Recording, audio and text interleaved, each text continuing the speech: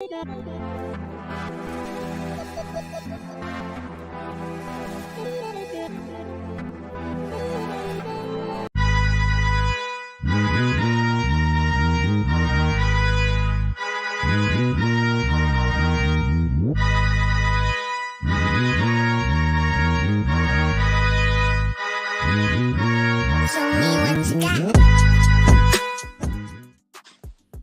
y'all doing, man? It's your boy, the man, KHAM_man.510. That's the Bay. Catch me Universal Debates. Catch me on What It Sound Like podcast. We get your best reviews and interviews. And catch me here on Tapping No Capping, where if you're a nerdy, you've seen it, then what's your opinion? What's going on with Dr. K? How you doing? Good. I was watching a show, so after that, I'll be getting back to that.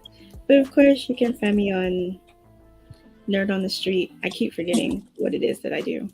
TikTok, Instagram. Yeah. Okay. And we got I want to say, what's this, your second or third time coming, Mealers? Your third. Third time. You know what I'm saying? How it feel to be back? You know, tell them where they can find you. It feels awesome. I like you guys a lot. It's a lot of fun here. You can find me on TikTok and Instagram as Mealers. Just my name is displayed here. Okay. And my girl, you know what I'm saying? Lulu, my dog, how you doing? You know what I'm saying? Tell her where they can follow. You've been here multiple times, so we ain't gonna say third time, fourth time. Yeah. You was a whole judge for a whole being series. Being a judge you know? for 2 months. It's good to be back again. It's your everyday weirdo Lulu. You can find me at Hatchet Face Lulu on Insta. Okay. And the special guest of the evening. You know what I'm saying? So technical difficulties, but he made it. You know what I'm saying? How you doing, Mr. Mark Nicholson? How you doing? I'm doing well. Thank you. Thank you for having me. Yes, sir. Yes, sir. We appreciate you, man. We appreciate fellow blurs that cover these stories in the way that you do. I'm personally a fan of your YouTube series of multiple cases that you covered, and you know, just being a fan of nerdom in general. So how does it feel being a content creator, man? Like, you know, you wrote a book. You know, tell them about yourself. I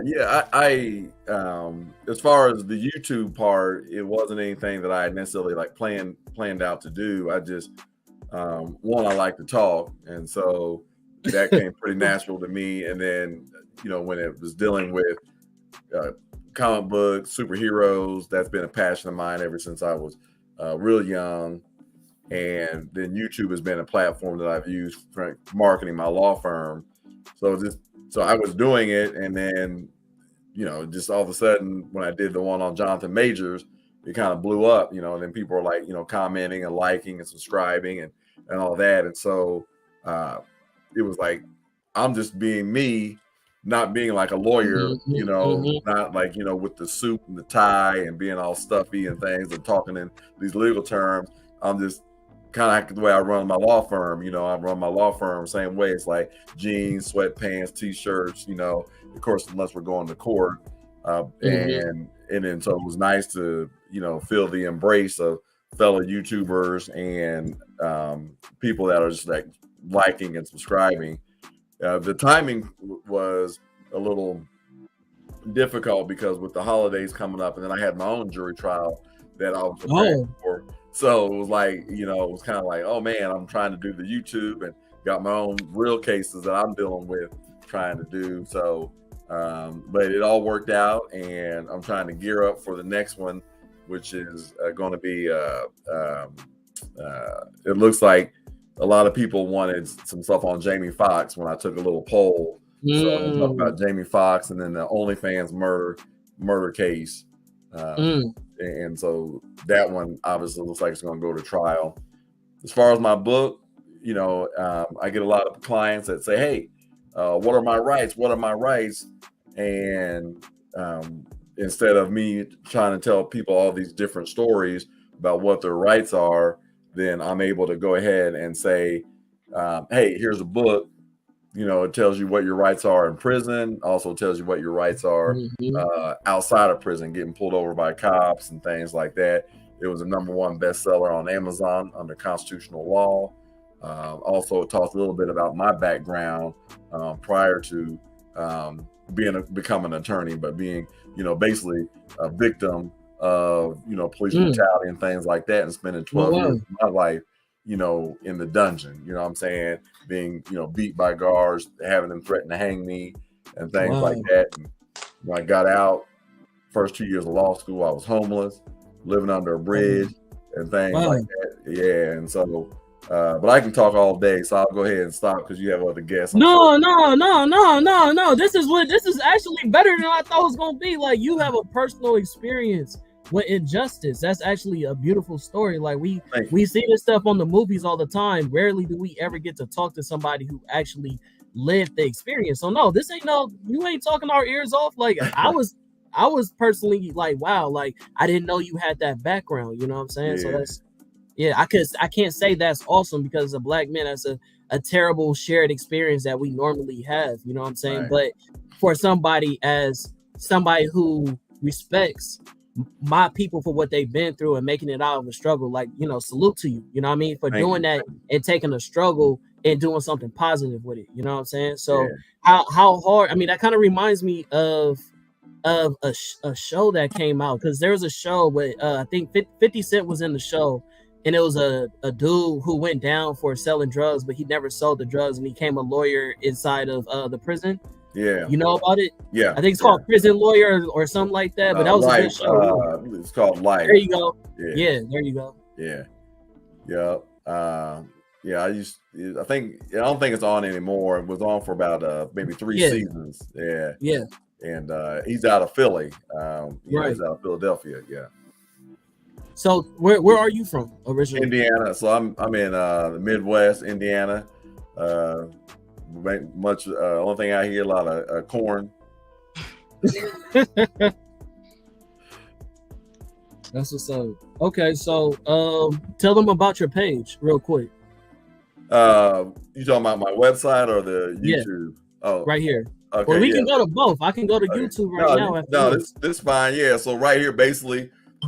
My calendar's out there in the public. So if someone wants to schedule a consultation with me, all they got to do is go to my website, click, schedule to be in. Mainly we do the consultations via video or phone. That started during COVID. So people don't have to come to the office and all that.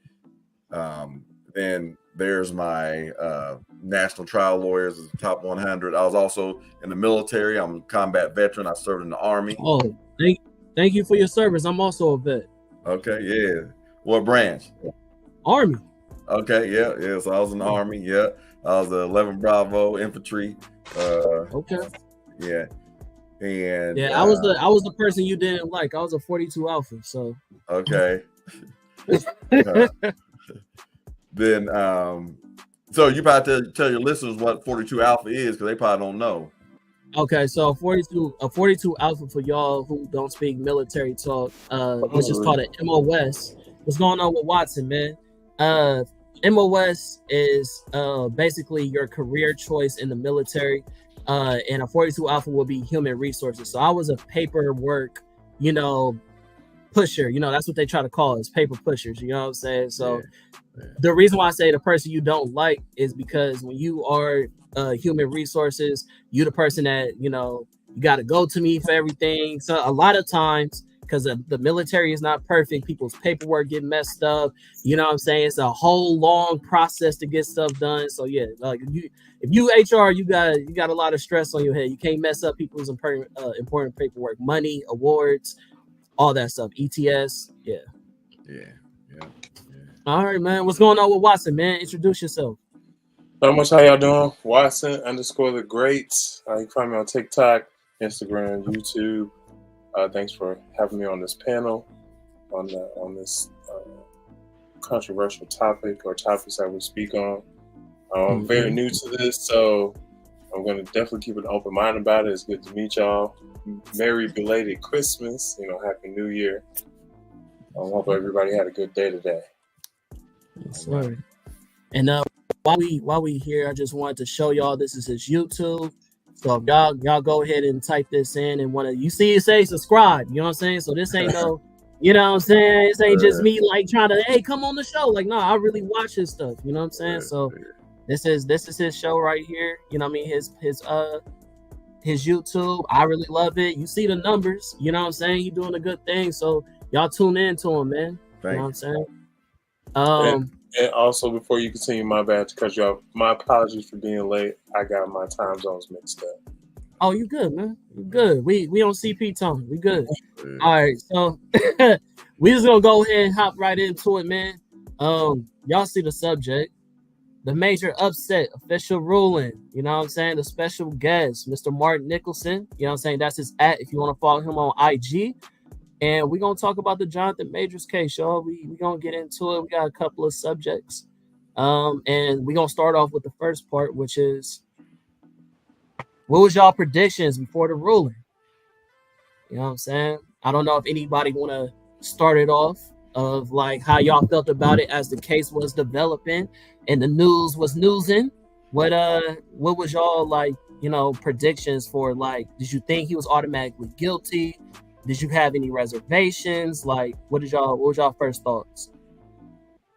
For me, it was I feel like it was going to be a boy who cried wolf type of ordeal. Only in the sense of, for men who get accused of these type of things, it's never the first time. And then it's always like either a meager or vast movement behind it where it's a Me Too following it. So even if he was innocent of this, then you have cases where people were saying that while he was at drama school in Yale, that these same occurrences were going on in the sense of domestic violence with women, and multiple people were speaking up. So is it, hey, this time, yes, we need to save you because it's the ruling is inaccurate, and or hey, even though yes, you are innocent in the past, did you make amends for what you actually did? So it's kind of a catch-22 right here, and I for myself, I called it. What do you call? You said for yourself? Yeah, it was a catch-22. Like, I already knew that the verdict was going to be guilty, even though like the tape came out way later. Okay, all right. Watson, what was your thoughts, your predictions for the case as it was developing? You know, I thought he had a chance. I thought he was innocent. It is kind of like a we situation, ain't it? Don't it feel like that sometimes? Don't it feel like that? Like, anytime we in the news, we be like, that ain't something we do. You know what I'm saying? You don't think like it's like just personal to Johnathan? I'm thinking like, you know, maybe not, but honestly, you know, you take that to court, I was like, they're definitely gonna find him guilty. But I thought innocence immediately. Just because I've never heard anything necessarily bad coming out of his camp or from him, you know, in the time that he has been acting from start till now. So it's hard to be like, oh, so for me, he's accused of something that you don't hear come up consistently about him or of things like that. Okay, all right. Mealers, did you have any predictions as you heard about the case? I thought he was guilty. Dang, okay. Yeah, okay. I'll get into it later, but I thought he was guilty. Okay, all right. So she said thought, so it could have been past tense. We're gonna let that develop. You know, we're gonna see where she go with that. And then Dr. Kaori, what was your predictions? Did you have any thoughts before? No thoughts? Okay. What about you, Mr. Mark Nicholson? I didn't really have too many thoughts prior as far as guilt or innocence prior to the trial. I just was watching missteps. I mean, I've tried enough cases that I know that you never know what a jury's going to do. And also train attorneys. I'm a professor at the Indiana University, teaching law school. So students, and I thought there were some missteps that happened with his attorney. And when they didn't reach a verdict that Friday and they went home over the weekend, that's when I was like, and I even did a show, and I specifically said that if I was his attorney, because they didn't reach a verdict Friday, that I would be very, very concerned that my client's going to be found guilty. and then ultimately that's what ended up happening on whatever it was, Monday or Tuesday. I think Monday they ended up finding him guilty, and people were like, "Oh well, no, they didn't have too much time to deliberate. They didn't have too much time to deliberate." But I think after you saw that, you should already know. You sit through 2 weeks of trial.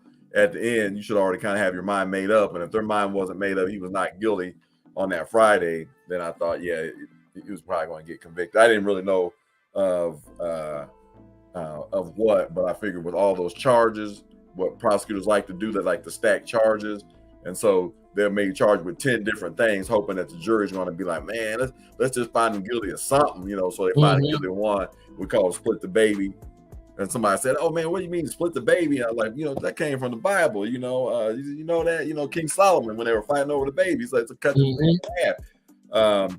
But so in the legal term, that's what we call it. They went ahead and they split the baby, and so they found him not guilty of, the more serious two charges, and then the other 2 charges they let ride.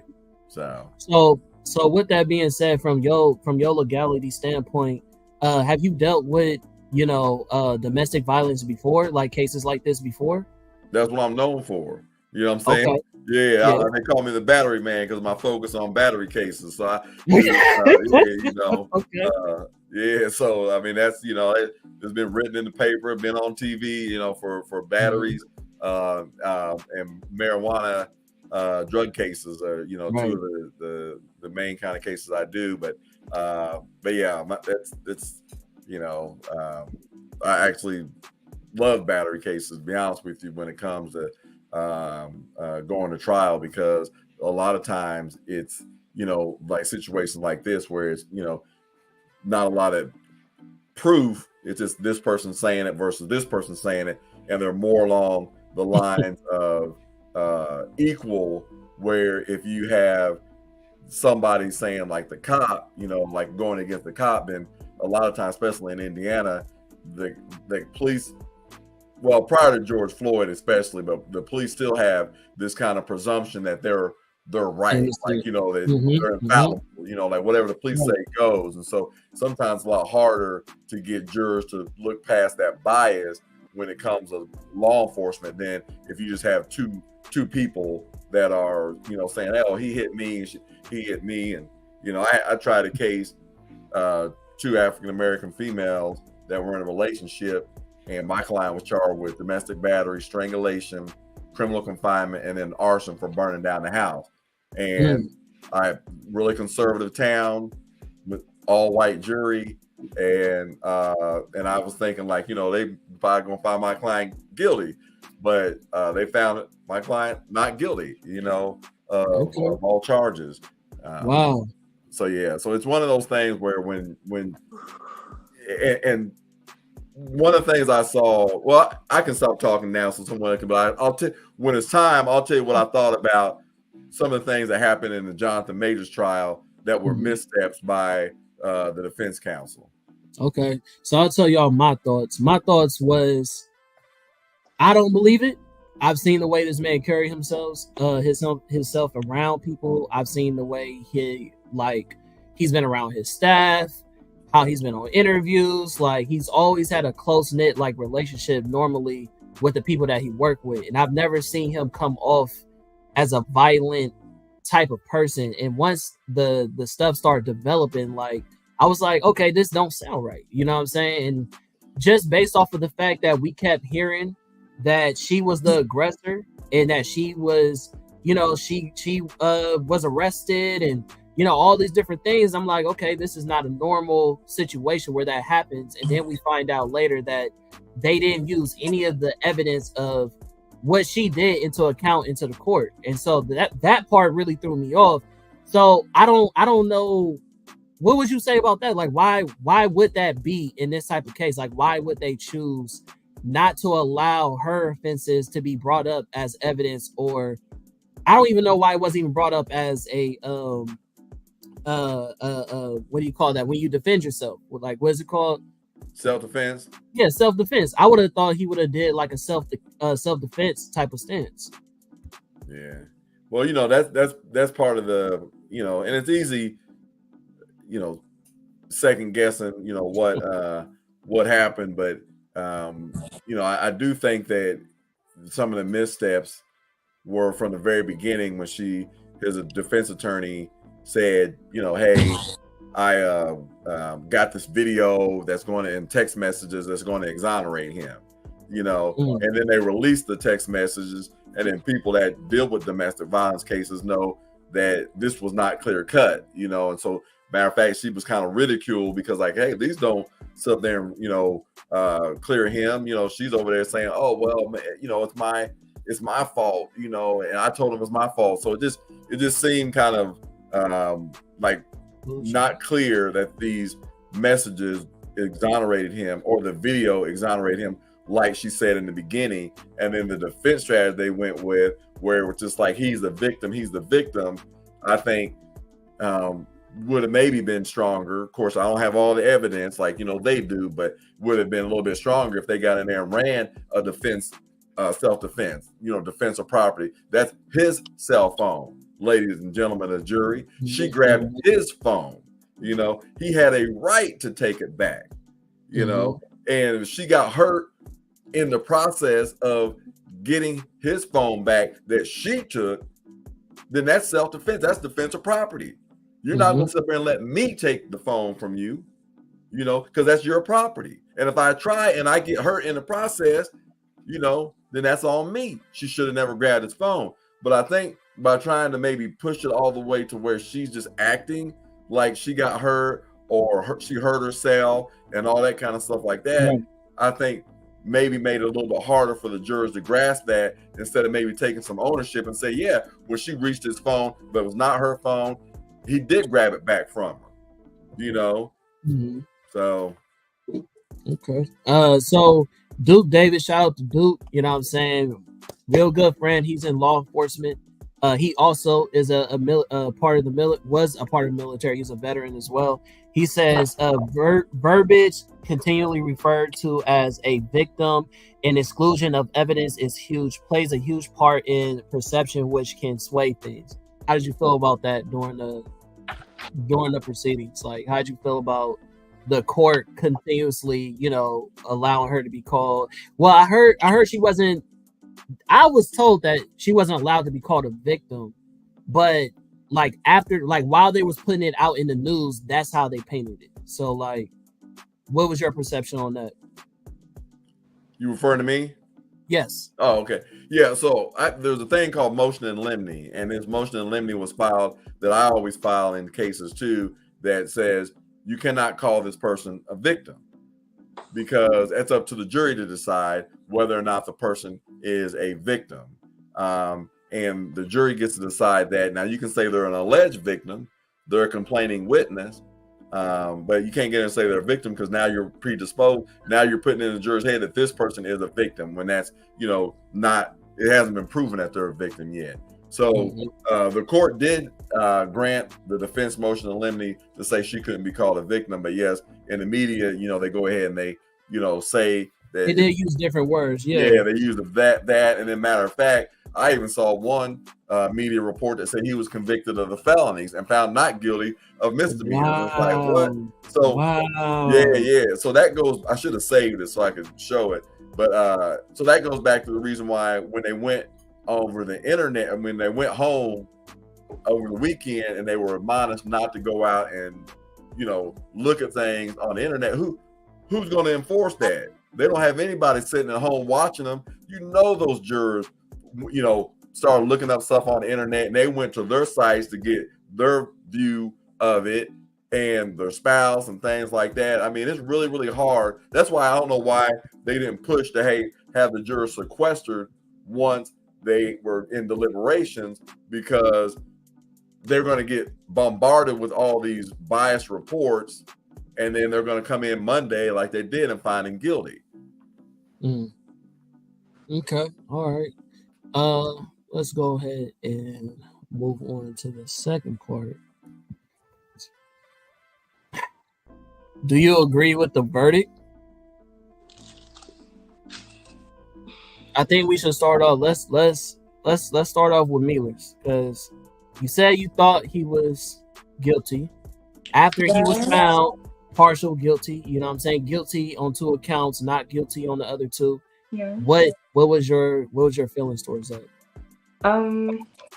The way it was painted throughout the rest of the trial and how everything was happening, I'm like, hold up, I have to look at my notes. But okay. For when I found out he was the person who called 911, and like, I don't know. Like, this is weird, I don't know what to say. Him being the person that called 911 and like kind of initiating it, I don't think you would do that if you were guilty. He was showing that he cared for her and like wouldn't be the type of person to do that. And I'm like, if that was your initial response, but she showed up with like, because they had a shared apartment, they had broken up or whatever after the fight from whatever she saw on his phone. So I'm like, it wasn't adding up, and I didn't like the way the media was portraying him. And as more stuff kept coming out, that's why. But I think I confused you guys. But that. No, we're good. So did you agree with, you know what I mean? Like that he was guilty? No. I didn't agree. Because, my bad. Thank you. So they were saying that he was guilty for reckless assault, right? Mm-hmm. My notes are all over the place. They're super messy. Yeah. Mm-hmm. And I had to look into that, and I was like, okay, it's a misdemeanor. He's going to go to jail for a year, possibly, or whatever. But we won't know till February. Mm-hmm. And they were saying it was over her finger, which was fractured. But it was because he was trying to get his phone back or whatever. And they were saying that usually such things wouldn't even go to trial. So I'm with Mark with like, if his lawyer was better, it shouldn't have got that far, or they should have had a different answer. So that. Okay. Watson, what's your thoughts? Also, I want to feed on what she said too, but I want to get everybody's thoughts before I go in. After the verdict, and then of course seeing the video, of course I disagree with it, and again I still take the stand that he was innocent, and regardless of what they said, it's just. Just to come to it, it seems like it's not fitting for a brother to be in such a system, especially in New York, to be dealing with such a thing. And it showed him more fleeting than anything. Right. When the situation came down to it, and I'm sure there was a struggle here and there that'll happen. But to outright just say he's just guilty is crazy to me. I agree. But unfortunately, if I could say this, it's kind of like you sign up for this kind of job, and like you just gotta take what comes with it. You just got charged to the game. Unfortunately, when it comes to life, it's just what comes with it, and you just gotta be careful. You gotta tread carefully, especially with his stardom and where he is. And I'm sure he was doing his best, but it's unfortunate it just came down to that. But I thought it was kind of it was a little outrageous that they just said it was just outright guilty. So that was my 2 cents on that there with that verdict. Kind of took me off guard. I was shocked. Yeah. I at least, you know what? I thought at least they would give the guy would be like, some type of small probation of something, because you're not gonna get off clean as a brother when you're in such things. You're gonna get something, but like just to guilty on all charges, I thought that was a little much. And that's such a sad narrative that's something that we feel or instinctively know. It's like, oh, you caught with this said person. That person looks like a certain type person, and you a black person. It's like, oh, off rip because I'm associated with this situation. I know even if I'm 100% innocent, I did everything I could. Oh yeah, like I know I'm gonna get some type of time. Like that's sad that's the mentality that we already have associated with these cases. But Lulu, go ahead and tell me how you feel about it. I actually don't agree with the verdict, especially again after the video was released, and like this man is sprinting against multiple sidewalks and across the street and stuff, and she's like antagonizing him. She's following him the whole way as he's trying to prevent like any more contact. And you can tell like the way he pushed her in the car, whether it was aggressive or not, like he was just trying to get away from her.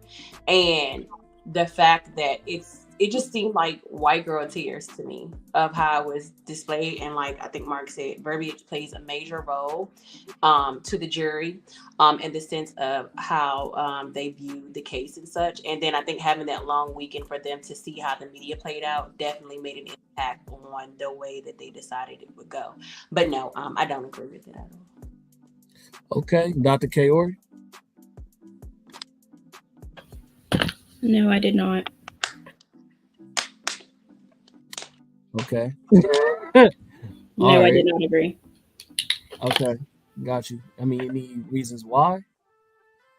The subject is bigger and stronger than their significant other if they don't attend to purely defense. I mean, do you have any response to what Duke said? Term at least. All right. So, Mr. Mark Nicholson, how do you feel about the verdict? I watched your episode, so I know what you said, but I want you to tell the people how you feel. Yeah, I feel like with the verdict, I don't. Well, I have two kind of theories, right? One is, not that I necessarily agree with it, but it was what I would expect based upon the way it was presented, and the way the case was represented. I don't necessarily agree with the verdict. Doesn't mean I'm saying he's guilty or not guilty. I'm just saying I don't think that if it was tried a different way, I'm not sure that the state would have been able to meet the burden of proof beyond a reasonable doubt to get a conviction. You know what I'm saying? So I don't think that the evidence was there really to meet that burden of proof. And just, there's a lot of things, like when someone mentioned, I think Lulu may have mentioned him running, the video of like him running. It's like Merlez, I think, mentioned the call. Like he's the one that actually called the police. Like those are things I think could have really been played up to the jury to show, wait a minute, you're saying that he beat her, but yet this is the stuff you see. She's admitting that she was aggressive. She's chasing him. You know what I'm saying? So to me, it's just like there's something else there to get people to get that guilty. And a lot of it, I think, sometimes it plays into the issue of race, also an issue of class, and also an issue of sexism, right? Oh, well, he's a man, right. And he's big, and he's like, we got to protect these women, and she's on the stand crying and things like that. So there was a lot that they had to unpack, and his defense attorney had to be very careful with this. Made the witness cry on the witness stand, during cross-examination, and sometimes that can work because jurors get in and think, oh, well, those are fake tears, crocodile tears. But sometimes it can work against you, and they get in there and think you're beating up on the witness. And then they start feeling sorry for her because she's getting beat up by the defense attorney, where this defense attorney may have thought, oh, yeah, I showed her, blah, blah, blah, I broke her down. When I was young doing cases, that's what I thought too. I got that person to cry. Oh, yeah. Now I got somebody next to me that says, slow down a little bit. You know what I'm saying? So you don't go over the top and then you turn the jurors against you, because it ain't the Mark Nicholson show. It's my client's show. So, and you got to realize it's all about them, because they're the one that either going to go home or they're not going to go home. I'm going home regardless, whatever the verdict is. So you got to keep that in focus. And it seemed like his attorney started making it about her and putting on this show, and she made some missteps. And got those text messages in that were damaging to him when she had fought to keep him out. So no, I don't agree with the verdict, because I just think there was a lot of reasonable doubt there. But as a defense attorney, I've had cases where I didn't agree with the verdict, and my client was found guilty. And I've had cases where, hey, I thought they were going to find my client guilty, and they found him not guilty. You just never know when it comes comes to these jury trials. That's why they're so exciting. So, with that being said, when you were saying that, okay, the jury got to go home and then come up with a decision, right? With that being said, there was times, as you said, they could have been perceived as beating up on the victim, or the you know what I mean, the what we call, they're not the defense, they're The alleged victim. The alleged victim. And yeah. so the plaintiff. So she had multiple times when she ran out of court or needed a break multiple times. And for some people, like how you said, when you give the jury time to like get away from the court, that can change their perception, whatever. Do you think that those multiple breaks that she was able to get could have changed how she went about answering the questions, and going about how she was displaying her emotions, being coached in any form or fashion? Like, is that a possibility? Yeah, I mean, yeah, I mean, if she's, I mean, I just did a deposition last week. It's a drug case, dealing resulting in death. They passed the law here, that hey, someone deals and they die, you can get charged, basically like murder. Well, the witness, the co-defendant, when I asked some questions, she started, tripping, and then had to go outside the room and meet with her attorney. And then she comes back in and she starts saying things that sounds very robotic, right? Very planned. So I think that when you have this witness on the witness stand and they're taking these breaks, the jurors, we don't know necessarily how they're perceiving it, because they could say, like, they could just start, I mean, I'm feeling for her. This is messed up, and she's got to take a break. This isn't acting. And then when he doesn't get on the witness stand, like, I think that was another misstep, right? He should have got on the witness stand, because you don't think that could have worked against him? Oh yeah, definitely. Now I say that very cautiously. I don't know, and we don't know what those other text messages show, right? And so there may have been some stuff that was pretty damaging that if he got on the witness stand, he would have had an answer to, right? And then, but she won and kept those text messages out until she made a misstep, and then the judge let it in because she messed up on cross-examination. So as an actor, that's like me. Somebody put a microphone in my face, I'm going to talk. That's what I do. I'm paid to talk. So it's like he's a paid actor, so they're already going to look at him as, well, he's an actor. He's putting on a show. Yeah, he's putting on a show. So he's putting on a show. Now, I've tried a lot of cases, more than what she has listed on her website, right? But I've never had a client, and I've represented even a pastor, but I've never had a client take a Bible to court. And have it out there like that, right? So these jurors, and I'm not saying, I'm a believer in Jesus myself, so I'm not saying it's wrong to have your faith wear a cross around you. But when you are doing a trial, it's about, those jurors are looking at you from the moment you walk in. Nice. You know what I'm saying? The moment they walk in, they're looking at you. If they see this guy with a Bible and stuff like that, and then they're hearing, what he's alleged to have done, and then he's in a relationship, he's not married and things like that, they're probably seeing that as a prop. And I'm like, I would tell my client, like, look, why don't you have the Bible on your phone, like the Bible app, because you might turn some of these jurors off. Now, if that's what you want to do, you want to have that Bible, go ahead. But I'm just letting you know, as your attorney, how some people might view that. They may view that as you trying to manipulate them. You know what I'm saying? So you got to keep that in perspective. And once again, I think as him being an actor, they saw that. Someone probably saw it as a prop. May not admit to it because it make it look like the anti-Christian, but they probably saw it as a prop. Whether he took the witness stand or not, they know he's an actor. But also, she's in Hollywood too, so she's got some acting skills. She's doing this dancing or whatever, so she knows how to act. I didn't even think about that. I didn't even think about that. That was a good one. Okay. That's why I said, I try. I feed my family off trying cases. You know what I'm saying?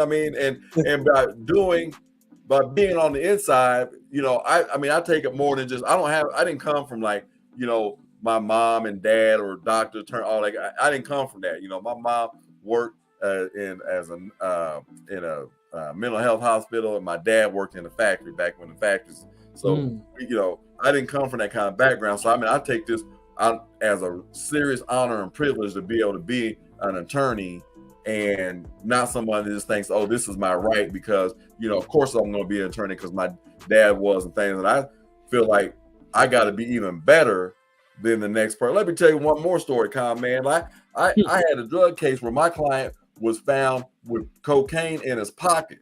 In his pocket. He was found possessing cocaine. Yeah. The jury found him not guilty of possession. Yes. Wow. And it's one of my most famous cases because people are like, how did that happen? And this is the reason why I believe it happened. Because let me sit up close for this. Hold on. Yeah, they thought for sure that they won the case. They didn't do any research. I was so worried about, you know, my client in this case that I actually went to where the drug deal happened and saw that it was in a parking lot, or not a parking lot, but at a gas station where they have cameras at gas stations, right? Gas stations on, of course, Dr. Martin Luther King Boulevard. And then across the street, it just so happened, there was a police camera on a telephone pole. So a whole entire incident was recorded. The prosecutor was so confident in winning the case, they never even went to the crime scene. So they didn't know there were cameras there.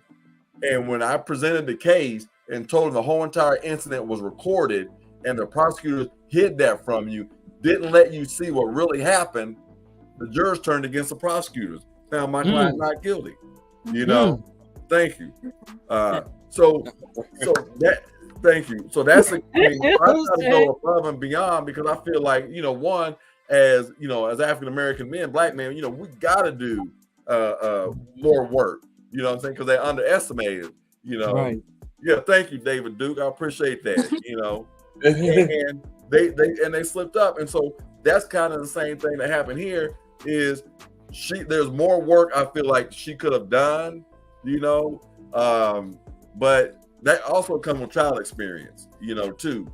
And I just feel like there was definitely some things that could have been done that weren't done that could have presented a better defense for him. Mr. Mark? Yeah. Do you think it would have been like a plea bargain, like if he would have done a public apology or like something like that would help this case?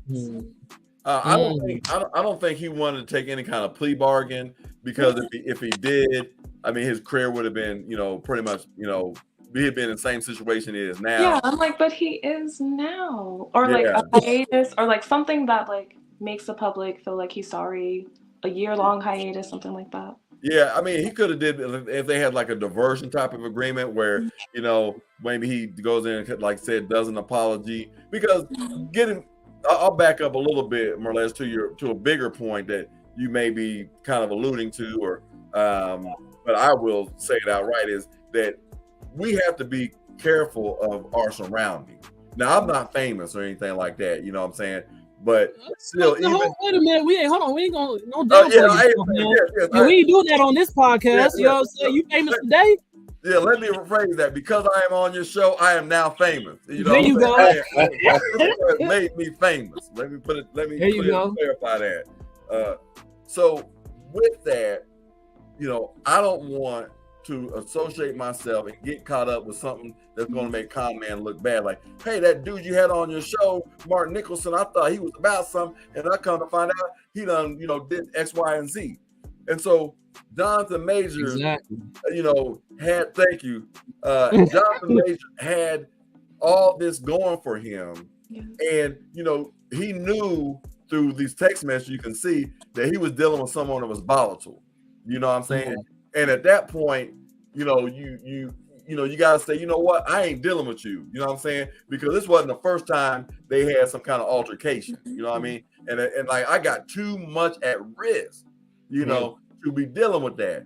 Now, like I told my wife last night, I said, you know what is a hell of a drug. You know what I'm saying? Yeah, right. You know, and You said it earlier. Cocaine is a hell of a drug. you know, people get involved in women. I mean, you know, they that Samson, going back to Samson and Delilah, he got to chase that off his head. You know, yeah. So men from time in the beginning, Adam and Eve, you know, that is a powerful drug, and so it's easier for me to sit back and say, man, he should have left her alone.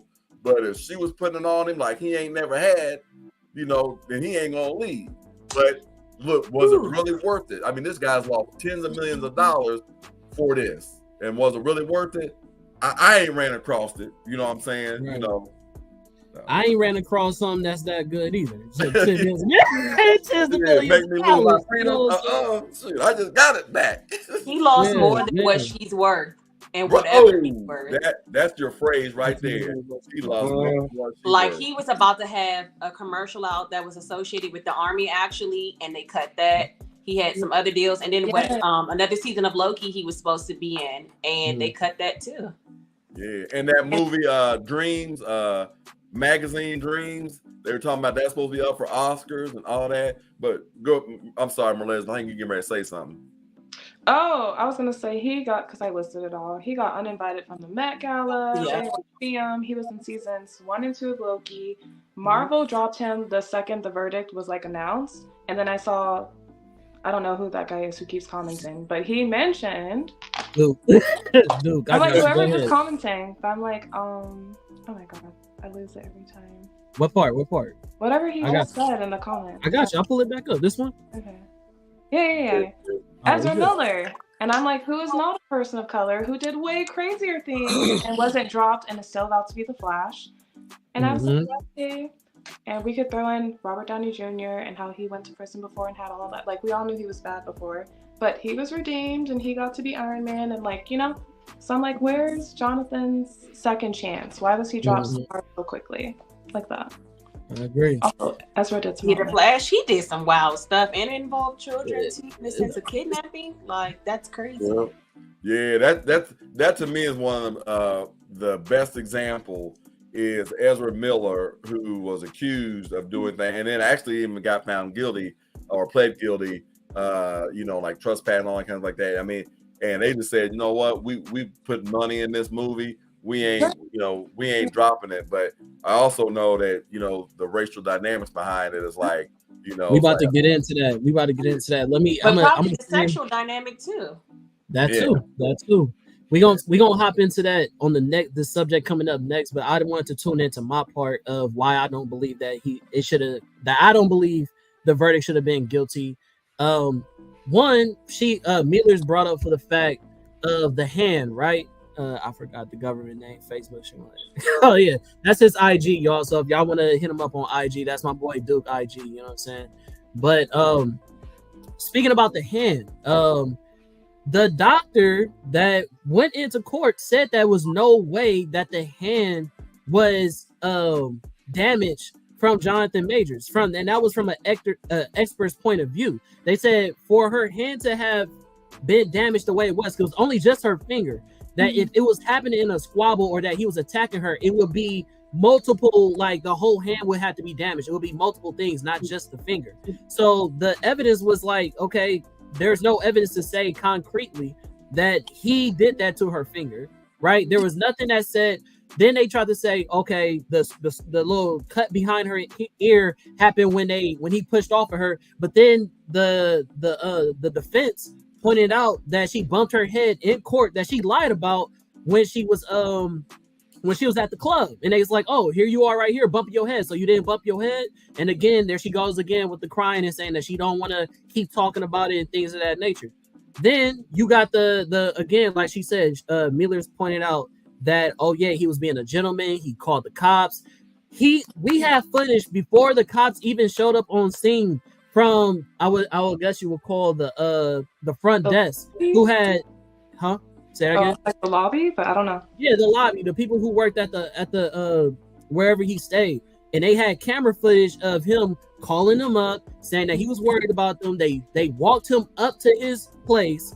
He saw her in the closet, grabbed the jacket, put it over her. So you see the whole situation. It's not like something happened and way later on he's like, oh, let me call the cops because I don't know if I killed her. He went and stayed at a whole different hotel, came back to his own crib and found her that way. So I'm like, where is the guilty?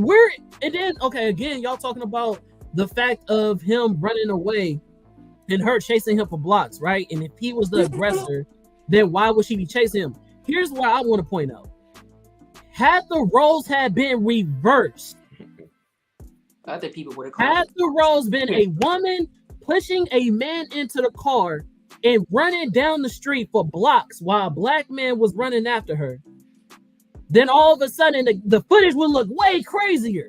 It wouldn't be like, oh, what was she doing to him to where he was chasing her? It would have been like, somebody tackle this nigga. Like, that's what it would have been like.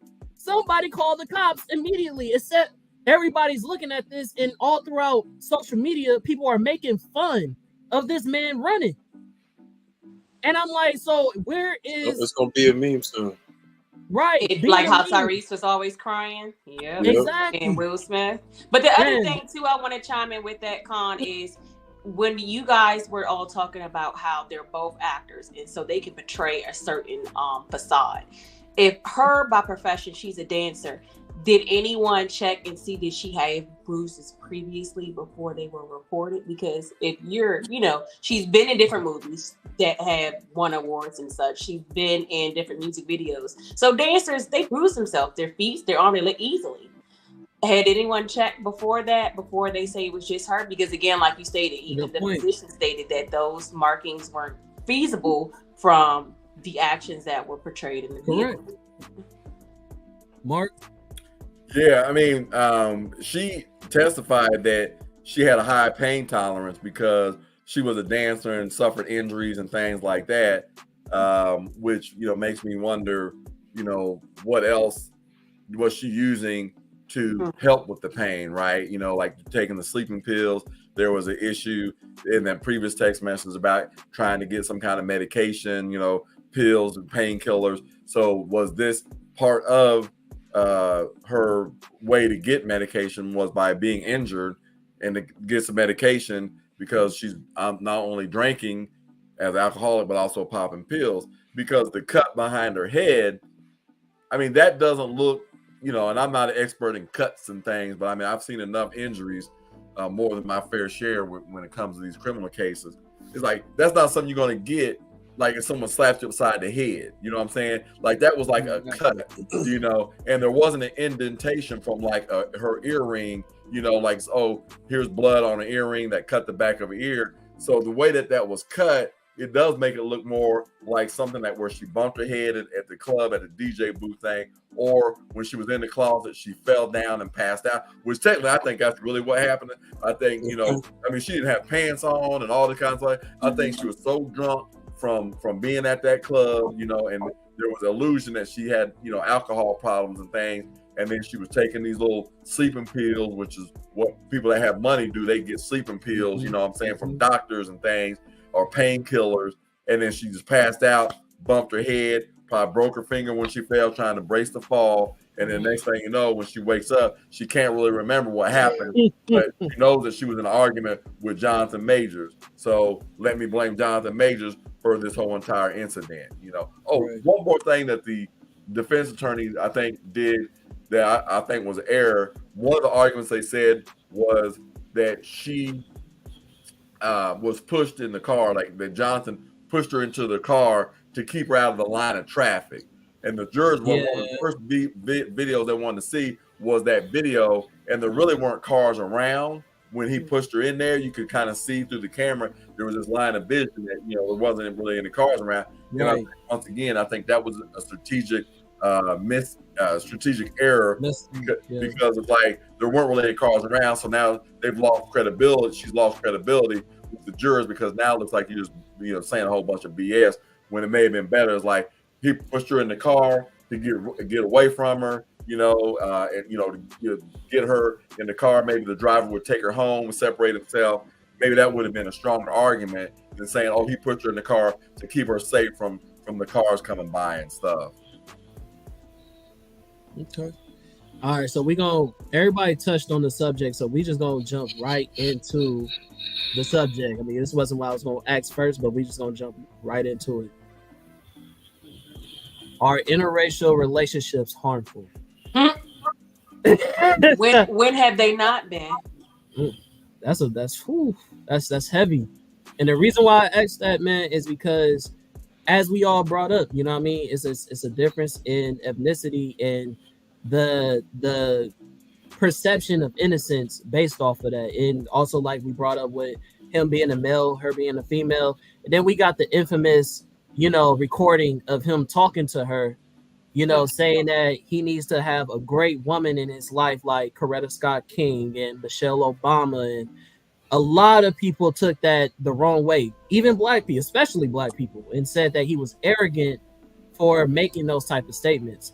So I guess since we got a lot of ladies in the room, if there's any ladies that want to pick that up, y'all can say what y'all want to say. Then I'll reserve my comments at the end. What's going on, Thomas? She's not a strong black woman, first off. She's not Coretta Scott. Doesn't have that cultural background or awareness. She's not going to relate in the same ways. So it was a weird parallel to make. He could have made it to another interracially strong couple or just made a white woman for her. Not strong black women that are in political stances and places of power. Also, that's not him and her. It was wrong on so many levels. I didn't like that at all. Okay. Watson? I think just because he was just, I think the interracial thing, in my opinion, I think I'm indifferent about it because I think we should be open-minded. I don't think it really hurts. I think if you think about it in that sense of black and white, sure, but to each his own. I just think he just was. That's it. I'm assuming that's what he was just referencing, just off the top of his head. But I think he just wanted her to be a woman of class and be representative of him more than anything. Black or white, I don't think it matters. I think you should be respectful and representative no matter the culture. Okay, Lulu. Again, like I said, when has it not been dangerous? I know that my father, his mother is mixed and was born in the 20s in the South. Her father couldn't even be listed on the birth certificate because he was a white man. I know the sentiment behind of what he meant when he said that. However, first of all, you're British, and a lot of people who even are direct descendants from Africa and and are now in Europe, sometimes separate themselves from Black Americans. And so I feel like there could have been other people that you spoke on. You could even say Mary Poppins because that's more relatable to her. Why did you use those two assertive figures to establish what you found as great and not associating your roots with Black and American people? Also, she would never understand the struggle that a melanated woman goes through in America to understand the hurdles. It even still from affirmative actions and even the civil rights movement has benefited as being a white woman more than Black women have. So I can understand why we took offense to that because that shit sound crazy as hell. Why would you say that? And then it kind of, I don't want to say, I know there's some type of ism there that separates us from white women in the sense of you seeing a struggle or how you want her to be here. But it also, I think it amplifies struggle that we go through being a partner, because if it was a Black woman that was his partner, the verdict would have went different. It would have been acceptable. He would have got out the way with that. And it would be yesterday's news. And so I feel like even if you were common folk in the sense of not being a celebrity, you have to understand the person that you're dealing with and understand that there are stereotypes that come with you as a Black person, and now being in America, that the world is not fair, that is going to treat you differently. No one cares about your status when it comes to the law, and that sometimes there aren't excuses or accountability that can work in your favor to show innocence or that you're a good person, and you have to be mindful of that. And so you speak of how you want your partner to be, but look how that played in your face. So at the end of the day, that speaks volume. And like, I mean, I'm on another catch-22 because yeah, I do believe that you should love whoever, but you also have to understand what comes with that, and hope that the person that you with understands that too. And it always just seems like another ha ha ha. You thought it was love, but look how you walk around with egg in your face. You thought that you were different than anyone else who it didn't work in their favor. So I mean, yeah. Kaori, would you like to chime in? I don't necessarily think that interracial relationships are harmful. I guess it just depends on the kind of it depends on the kind of relationship that you're in. And it depends on the type of people that you are when you get together. So okay. Mr. Mark Nicholson, is interracial dating is race ever played a part when getting like when it comes to swaying the jury? Like, does this play like a big part in social media and how they play up their victims or defense? Like, can you tell us how that can weigh in on this type of case? Yeah, first of all, I would go back to, relationships themselves can be harmful. So, regardless of whether, it's interracial or not. And then one of the key, I think, harmful relationships, interracial relationships, is usually when it is a Black male and a white woman. That's been historically has been the case.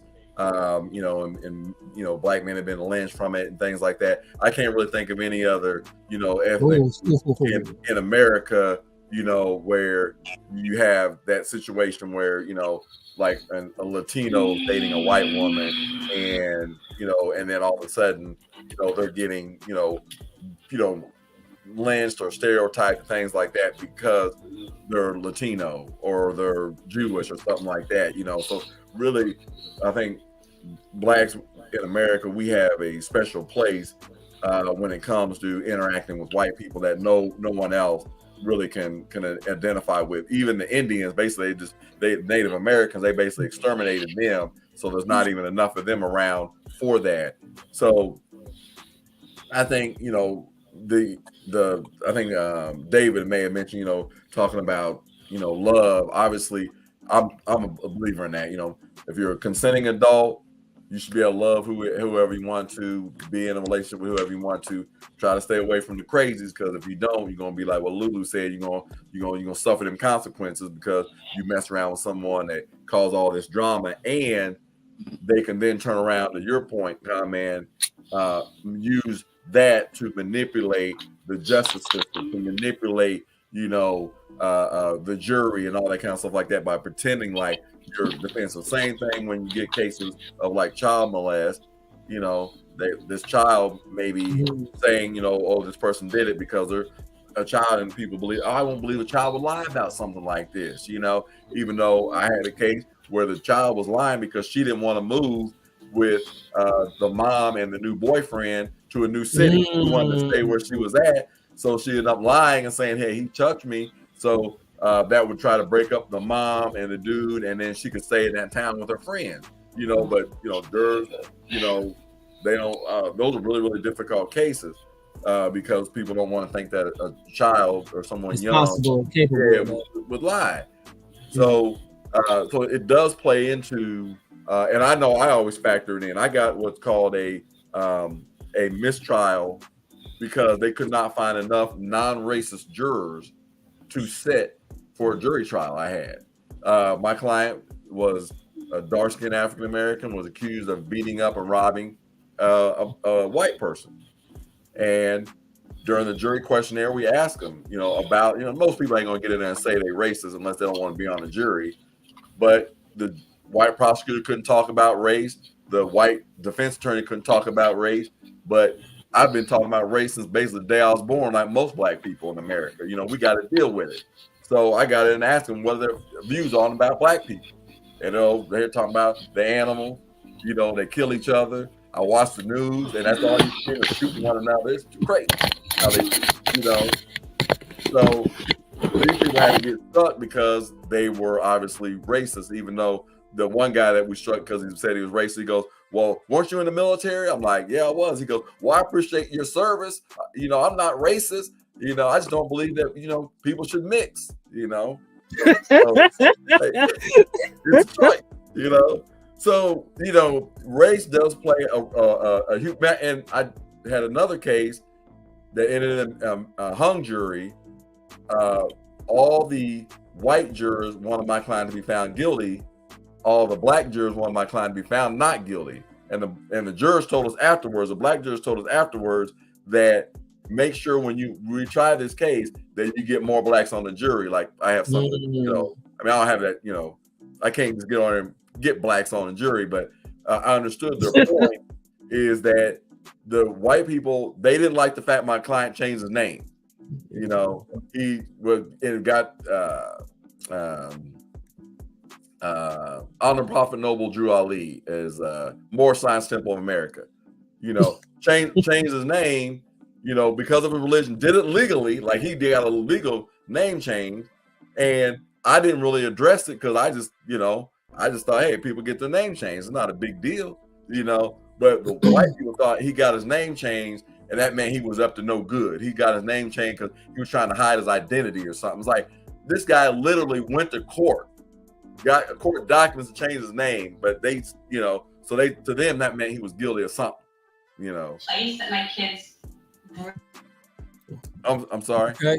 No, I'm sorry. I had unmuted her mic. But anyways, so real quick, so my point of view of the statement that was said by Johnathan Majors when he was addressing his girlfriend at the time, when he was saying what he said, first of all, let me ask a question. How many people here, just a show of hands, we ain't got to say nothing, anybody has dated outside their race? Anybody dated? Anybody? 1, 2. Okay, that's almost everybody. Okay, that's everybody. Okay, so with that point being said, I don't know about you, but I know about me, and I know I've had to have uncomfortable conversations with the person I was with based off of our cultural differences and how I'm perceived in comparison to how she walks through the world. Now, with that case being said, everybody was looking at it from the perspective of he was trying to control her, be arrogant. Oh, he's trying to turn her into a black woman. He literally started off with saying that I am a black man. I represent my culture and I can't be misrepresented. He said, I don't ask for this responsibility, but this is the responsibility that I have. So with that point being said, I need a great woman. And then he went into to transition into saying, I need a woman like this. I need a woman like that. Now, he's not sitting here saying that I need a black woman. He's saying I can't afford a woman to mess up my reputation because it's so fragile. And he said that with you're coming home to the crib, drunk, you're being loud, you're misrepresenting me. You know what I'm saying? And I think it's like a doomed if you do, doomed if you don't, very sad situation because this man did everything he could. He didn't fight back with her. He ran, called the cops. Still, he's the one who's getting a guilty verdict. The man literally in this conversation is trying to tell her without all the women always say, don't yell at me. Don't be aggressive. He's telling her in a calm manner, hey, this is unacceptable. And it's still a doomed if you do, doomed if you don't, because at the end of the day, even though he said what he said, he's saying it to protect himself. He's saying it because he doesn't want X, Y, and Z to happen. And even though he's trying to do everything he can to stop the inevitable from happening, which is kind of funny because he's Cain the Conqueror. You know what I'm saying? Like, you know what I'm saying? This is I guess this is a canon verse. You know what I'm saying? This is canon to happen. You know what I'm saying? Like, he tried his best to stop this situation from happening. He tried to talk to her. He tried to call the cops. He tried to run away. He tried to get her to understand. He made police reports. We didn't talk about that prior to this case. He did everything he could. He even broke up with her. But we're still blaming him. And it's kind of like, it's sad for me because of black women or even black men, the way that they receive that. It's like, okay, well, let's say he's in a relationship with this white woman, and like she said, he was like, well, you should be a great woman like Mary Poppins, and this white woman, this woman. Then the black culture would have been like, oh, this man's a coon. Like, oh, you only think only white women are great women? What makes you think they don't already think he a coon? They probably do, but that's and the thing is, like, how everyone on Instagram be saying all the men, it's a catch-22 whether he said act like a black woman this or a white woman that. It wouldn't have mattered. Exactly. That's what I'm saying. It's a the thing is, he chose this and he saw her behavior prior. And again, like you said, reports were already in. So you accepted the behavior that she displayed the first time. Yeah. You didn't think you thought it was gonna get better? So I'm gonna finish my point, then I'm gonna address that. So, like, I feel as though with people having that perception, now this is behind closed doors, this is in the comfort of his house, and he's telling his girlfriend, yo, I need a great woman like these women that I look up to as great women, which so happens to be black women. And I feel as though that should be more of a thing for us to be like, okay, so he not just a cool type of person, or he just like, oh, he just, you know what I mean, going after white women. He's trying to be away from looking as a black man and things of that nature, which we know a lot of celebrities do. They try to get away from that identity. But obviously he takes pride in that identity with the people that he brought up as great people. So with that point of being said, as far as taking accountability with the person that he was dealing with, again, he broke up with her. They were broken up. Now, rather or not, if they were still messing around, or wherever the case may be, the messages, even when he made the police report, when he called for them to check on her, he said my ex-girlfriend. Like, he didn't say like, oh, this is my current girlfriend. He wasn't trying to continue being with her. And I personally believe, and a lot of other people believe, that's what led up to this situation being what it is. He was trying to separate from her. He saw that she had this pattern of behavior that wasn't working out. She was aggressive. She went to people's phones. She yelled. You know what I'm saying? She get drunk. She doing all types of stuff. We don't even know what her blood showed up if they would have tested her. You feel what I'm saying? Who knows if she was doing more than just alcohol? So it's like he was trying to separate from her. We watching him run away from her, and him trying to be a good dude by taking care of her even after the fact being broken up. It's like we're still going to say he's wrong because he's trying to look out for her. He's trying to take accountability. Like, I don't know. I don't know if I can fault him for saying, okay, you saw these patterns of behavior, then why is she still in your facility? Like, we saw her literally harassing him, staying in front of his building, waiting for him to show up. Like, if the roles was reversed, if this was a black man waiting in front of a white woman's, any woman's doorstep and being like, oh, I can't wait for her to get home. And then as soon as he sees her, he tries to grab her, and then she runs away. Nobody would be looking at this in the way that we're looking at it right now. So, another thing, comment on your point about the issue of him using those as an example. I look at it not necessarily from his point or even her point. I look at it from the point of the people themselves, right? Because we all have, kind of like, idols or whatever. It looks like in the background you got G.I. Joe, I got, Batman, whatever, and all that kind of stuff. So Superman even.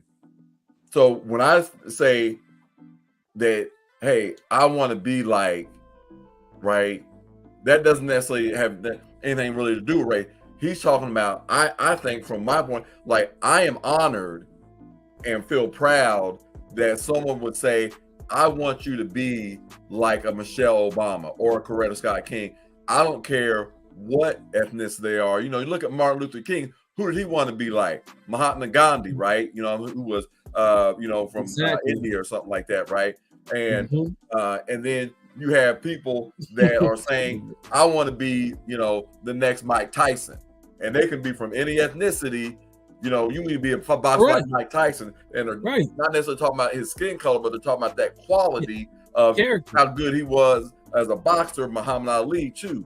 So when I hear someone say that, I think it shows the advancement that we have come as a people, that someone is actually taking Coretta Scott King or Michelle Obama and saying, I don't care what color you are, but that's the kind of character that you need to have. You know what I'm saying? So to me, it's a testimony and a prideful thing for Michelle Obama and Coretta Scott King that there are little kids, grown women that want to be like them, that want to copy them. But you're right, Lulu, and others that have said, the struggles that we face as Black people, they can't, as melanated people, they can never understand.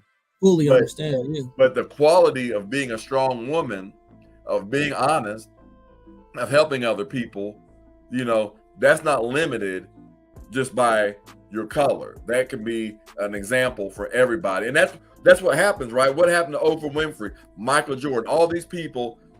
But as a white woman, it's different, I believe. And I'm sorry to interrupt. No, go ahead. Again, white women believe, a lot of them, that they're better than us, and that even white men, for the lack of saying no, or how it's been engraved in them since slavery time, they can always have their way and do whatever they want. And they can step on top of us. So again, I get the correlation in the sense of status and value in the sense of what it means. But for this particular situation, and it could be any other race, with a white woman, that's how it's always going to disappear to a Black woman. Can I ask a question real quick? I hear the statement, but I want to ask a question on base of the statement. So we all know we live in 2024, right? And we know about like the Me Too movement, right? This is not just like a Black woman movement. This is not a white woman movement. It's not an Asian woman movement.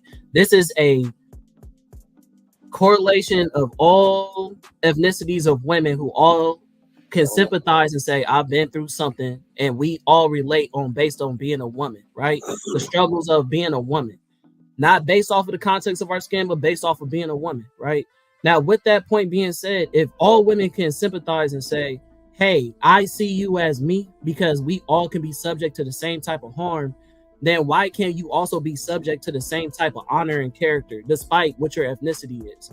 Because if she really supported her man, he wouldn't have had to have that conversation with her. Exactly. I agree, but I'm just talking about his conversation point. You feel what I'm saying? I'm talking about what Mark was just saying. Because of what I just said. Yeah. Because yes, there's going to be uncomfortable conversations in interracial relationships. There are some things that shouldn't be said. However, also, if you don't verbalize things, you can't verbally or physically reprimand someone for not knowing, because ignorant is bliss, and what you don't know, sometimes you just don't know. However, because of the status, they're both in a different country, since they're both from England, doing something different. Like, you're on visas, you're not even citizens. You have to conduct yourself with a certain decorum. So it's not that, but because this is specifically something that's sensitive as a racial issue in America, it absolutely does matter. Now, I'm not taking it to heart to saying that he shouldn't have said that, even though I said, like, yeah, Mary Poppins. Granted, yes, these are two honorable women that he used as an example, and I get the message. However, if she showed previous lack of respecting your boundaries, previous lack of holding accountability, you've had these situations before, and this is now you're having this conversation with her. This should have been a day one conversation, not a now we done been through this bullshit, now let me say some shit. No, even just being an actor alone, or if you would have had what is it called where you can't speak about what happened, NDA or whatever, something signed. But also too, like you kept saying, they were broken up. A lot of times, once you're an ex, you're an ex. If it was going to be so vicious in the sense of how it was spiraled out of control, he should have had a bodyguard. And the number one priority should have been, keep this woman away from me at all costs. Mm-hmm. Because now that's him taking accountable for himself. Mm-hmm. It shouldn't have happened. Mm-hmm. He allowed it to. And I'm not saying, again, I agree that the verdict, it shouldn't have been as such. However, this is you dotting your I's and crossing your T's as the man that you say that you are. Mm-hmm. Yeah, I totally agree with that point. I mean, because that kind of goes back to what I was saying. Now that I'm on this show and how famous I am, that I got to make sure that I have those kind of boundaries. And I did one show where I talked about being equally yoked. And I'm not saying put people down and all that kind of stuff like that. But there's a certain thing is like if you're at that status that he was. You should be walking into, I'll use my own self as an example. When I was homeless, I wasn't out there trying to look for a woman. You know what I'm saying? Because I knew I didn't have anything to bring to the table. You know what I'm saying? And the guys that I saw that were on the street or got released from prison and got hooked up with a woman, they stopped growing because that woman had everything. She had a car, she had a job, she had a house, so they started growing. I was on the street, so I had to keep fighting to be able to get off the street and then get my place and things like that, right? Then I'm ready to try to get into a relationship. So I kind of feel like for him, if you all the way up here doing all this, you should be stepping into a relationship with a woman that is the Coretta Scott King. Doesn't make any difference what color she is, but is a Coretta Scott King, is a Michelle Obama. You know what I'm saying? Like got her stuff together because you don't have any time to be messing around with no knucklehead. I'm not sure I would want to be with a woman that would want me when I was on the street and they had a place to live and things like that. You know what I'm saying? Now it's okay if you want to help me get off the street, you know what I'm saying? But do you realize what am I going to do? You know what I'm saying? And I'm going to live off of you, you know what I'm saying? Now I understand that some men, or people may have mental health or physical disabilities that prevent them from working or, things like that, so I'm not, criticizing them if you can't work, I mean, some things can be out of our control, but I'm saying if you do have the ability to work, and I did, you know what I'm saying, it's just taking me a while to, to get where I needed to go, then I don't think I should be involving myself in a relationship with some woman trying to take her out to some place to eat, and I don't have any money, asking her to pay for everything. And same thing with him. It's like, dude, you got these multi-million-dollar contracts. You do not need to be messing around with no knucklehead that's going to be bringing you down. You should be like, before you get with me, you're going to have your stuff together. You know what I'm saying? If I got to get a bodyguard or whoever to vet these women, you know what I'm saying? I'm going to have to do it because my career means so much. And I fought hard to be where I'm at now. That's why, I know there are prosecutors that can't stand me. There are attorneys that say, man, he fights hard. But none of them can honestly get in and say that I'm unethical. You know what I'm saying? Because I know that there are people out there just waiting to try to take me down. You know what I'm saying? Can't wait to see me fall. So it's like, I want to do the best I can not to put myself in that situation. You know what I'm saying? Now, speaking of being in that situation, right? One of the things that we also didn't bring up as far as like why we didn't believe why the verdict should be guilty. And I was going over my notes in my head. One of the things was that the driver testified and said that he believed that she was the aggressor and that she hit him. So with that point being said, it's like, okay, y'all said that he should be more conscious about who he kept around, who, yada, yada, yada. But like how Thomas said, we don't know what was the relationship up until this leading point. You know what I'm saying? We don't know how it developed. We don't know how she was moving. Some people don't show their true colors until way later in the relationship. And I know way too many women in my life that has testified to say so. You know what I'm saying? Like, oh, he wasn't like this when I first met him. And then later on, now he's this crazy abusive man. Same thing that could happen with Johnathan Majors. You feel me? I don't know how much guilt he played into the role, but it's like once you're in that role and you have multiple people who are seeing you run away, seeing somebody put their hands on you, people who are driving you and say, yo, I think she hit him. And all of this stuff is dismissed based on this aggressor trying to be aggressive and him trying to get away. Like that part is the part where it's kind of hard for me to sit here and give him blame, because it's like, yes, I understand that he was messing with somebody that didn't properly represent him and he probably shouldn't have not be going for said person. However, once you're in that predicament, it's like, in what way are you supposed to be able to defend yourself? In what way as a black man can you get away from that situation without being knocked just for being a part of it? Like, it's too many conversations we have about a black man just being in the wrong place in the wrong time, and just because we was there, we're guilty by association. And I think that's such a sad reality. Okay, and there's but so many people that have that consensus. Think about this though, because the con is that Megan Good is in the picture now. That's a publicity stunt. Why weren't you with her before that? Why couldn't it have been someone else? You have to think about when you're in another country, how things are perceived. When I drive over the border and go to Tijuana, I can't act like how I act when I'm in California. It's different. It don't matter that I got a visa and I'm having fun. There's certain things I do over there that is okay. There's certain things I can't do over there, especially because I be by myself or over across the border. So even though, again, he's at that celebrity status, you're in another country. You can't do the same things that you do back at home. And so why did it take for this pace to come for you to be with someone who's more so on your level with a clean cutter image that you're using as a pawn?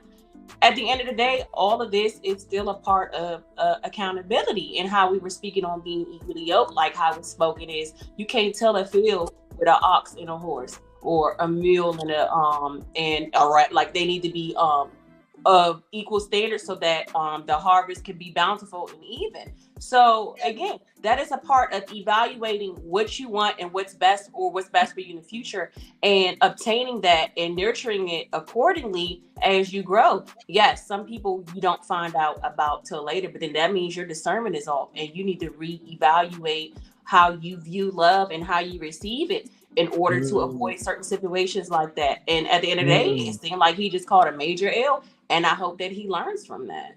That's deep. I mean, I feel that. I can't argue against that. All right, so with that point being said, man, I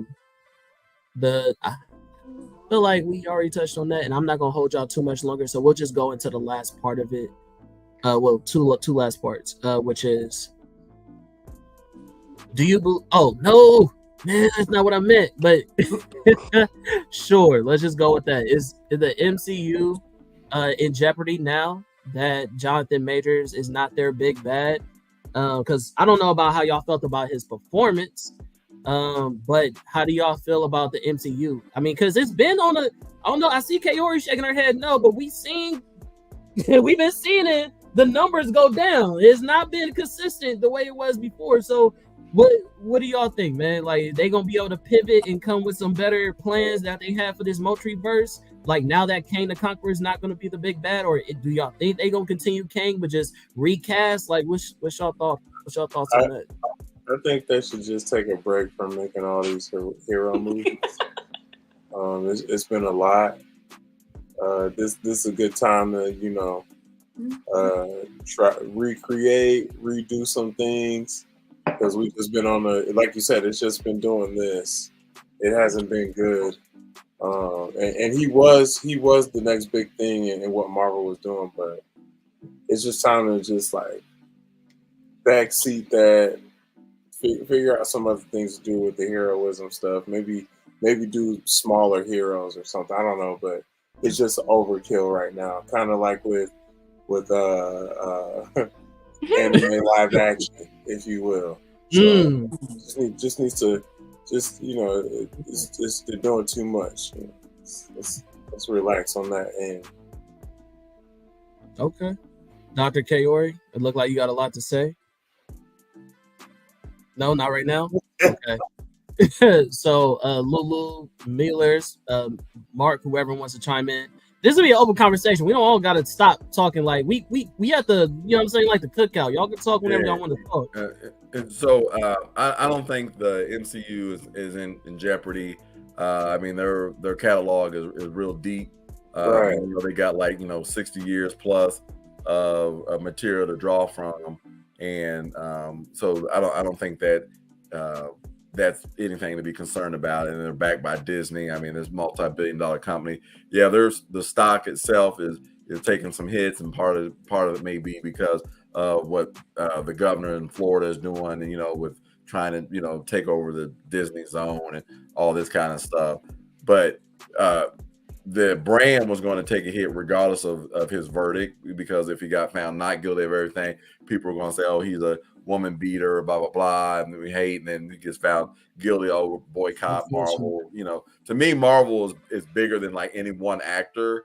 Because I mean, I was reading comic books before they even came up with this Marvel Cinematic Universe, and that's not going to stop. And the genre of superheroes is just like any other genre to me. Is like romance books or romance movies, dramas, thrillers. You know what I'm saying? You don't really hear a lot of people say, man, they should stop making romance movies unless you don't like romance. They should stop making thrillers. You know what I'm saying? They should stop making action movies, because in one form or another, like we watched the great Christmas movie Die Hard over the weekend, and when you watch it's like, this really is a superhero movie. Ain't no one man. He walking around barefoot with his glass and shooting these people. All the bad guys, So these are basically versions of a superhero movie. You know what I'm saying?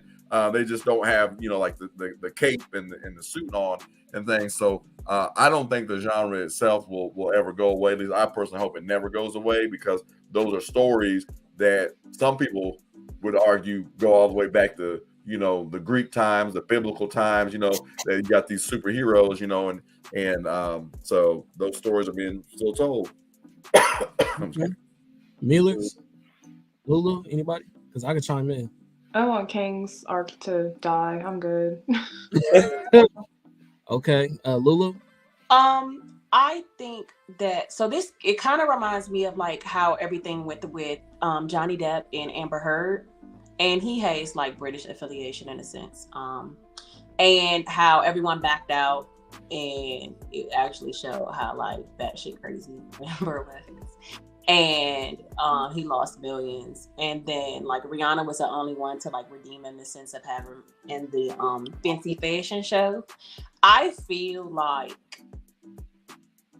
Disney shouldn't play devil's advocate. They should call him and just let him remain, but bring back all the writers from like the first Wakanda and have them write the script to show a stronger character, specifically because he's melanated, and let him rock out for another season and see what happens for Loki and such. But I feel like people should be more understanding, because everyone like wants to be like right or wrong, black or white, up and down, and no one is respecting like gray areas and showing compassion, which I do believe that he should have, contrary to the things that I've said.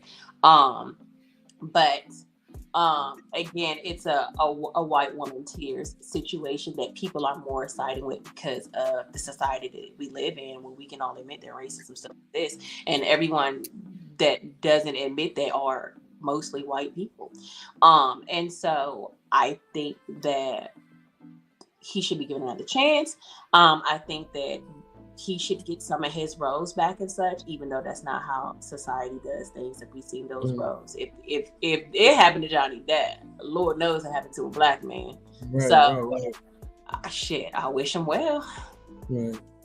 So, so for me, as far as like the MCU being in jeopardy, I think for sure, just for the timeline for sure, just because I know between me and Kaori, we both love Loki. Loki was fired for me, and I honestly feel like Johnathan was a big part of that. I mean, he's been a big part of a lot for me. Like Kaori loved Quantumania.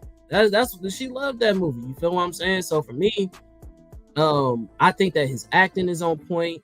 I don't think that if they was to recast, I don't think nobody else can sell the character the way that he does, being able to do multiple different types of personalities while remaining the same type of character or mantle of a character. Like, I don't think nobody's going to bring that type of villain to light the way that Johnathan did. So if they do recast, you know what I'm saying? I think it's definitely going to be on the downhill slope. And me personally, I'm looking forward to the multiverse and seeing multiple different ways of how they was going to bring up Kang.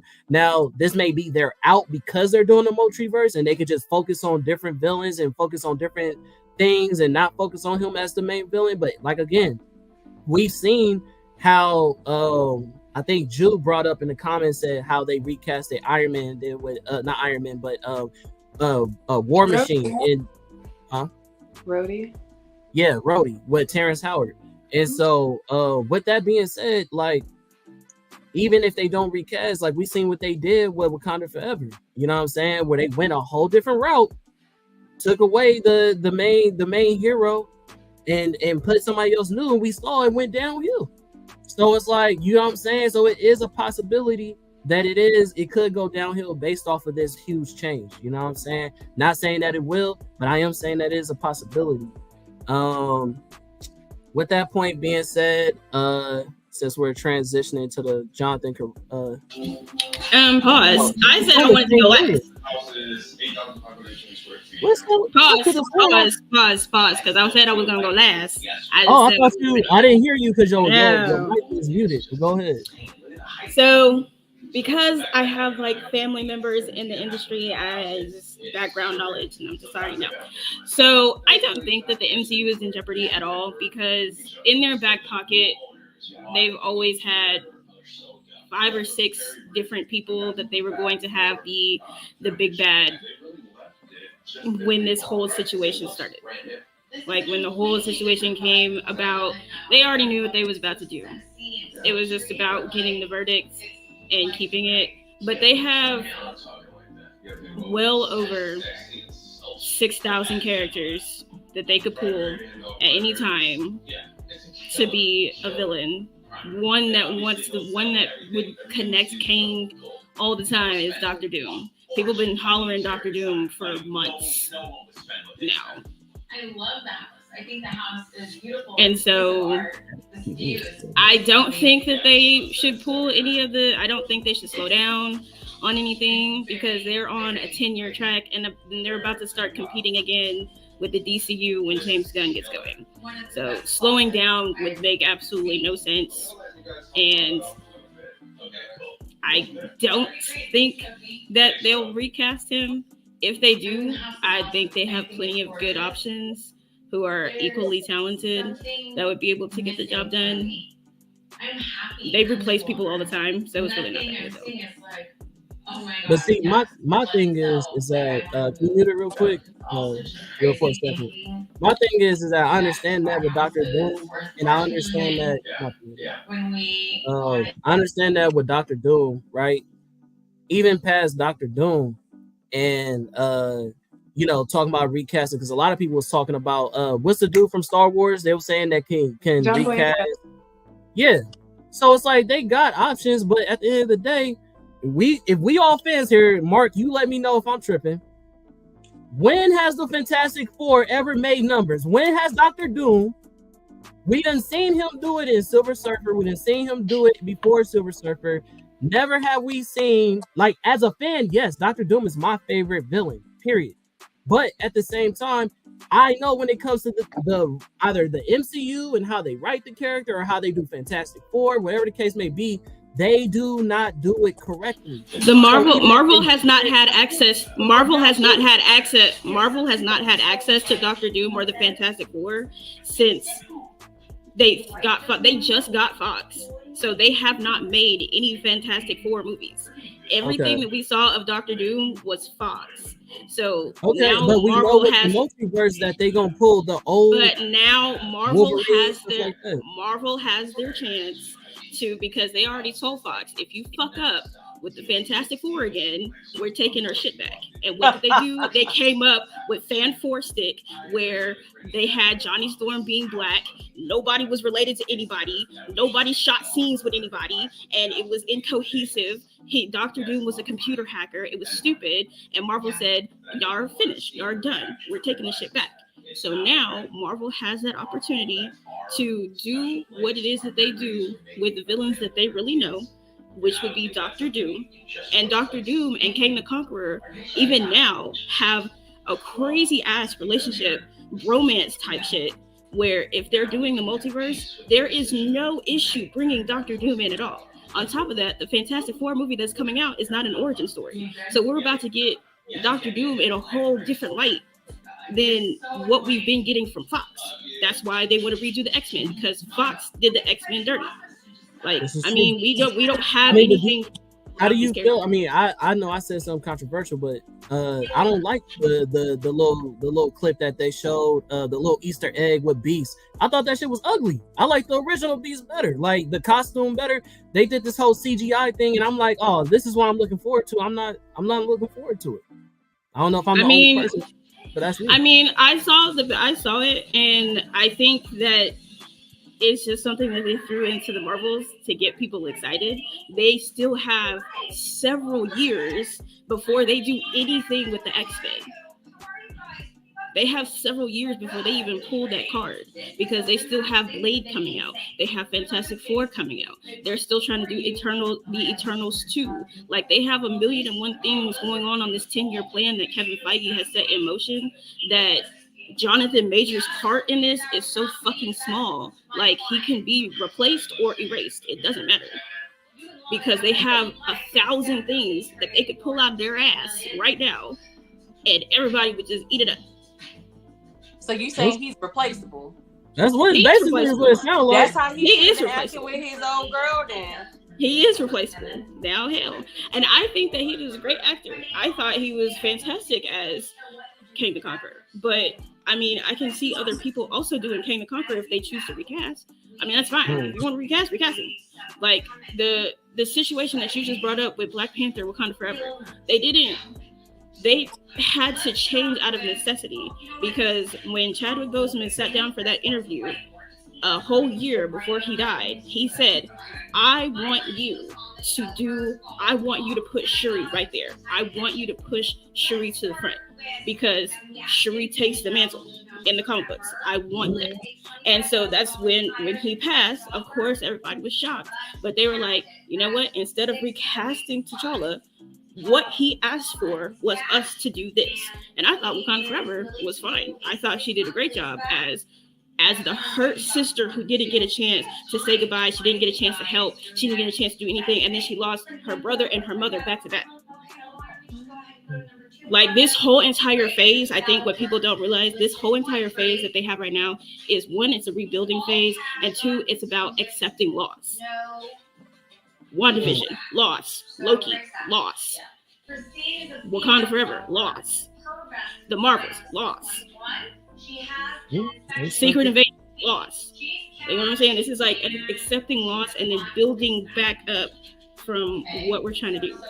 So I feel like he's replaceable. If y'all gonna do it, then do it. Okay. All right, last point, and then we're gonna get up out of here.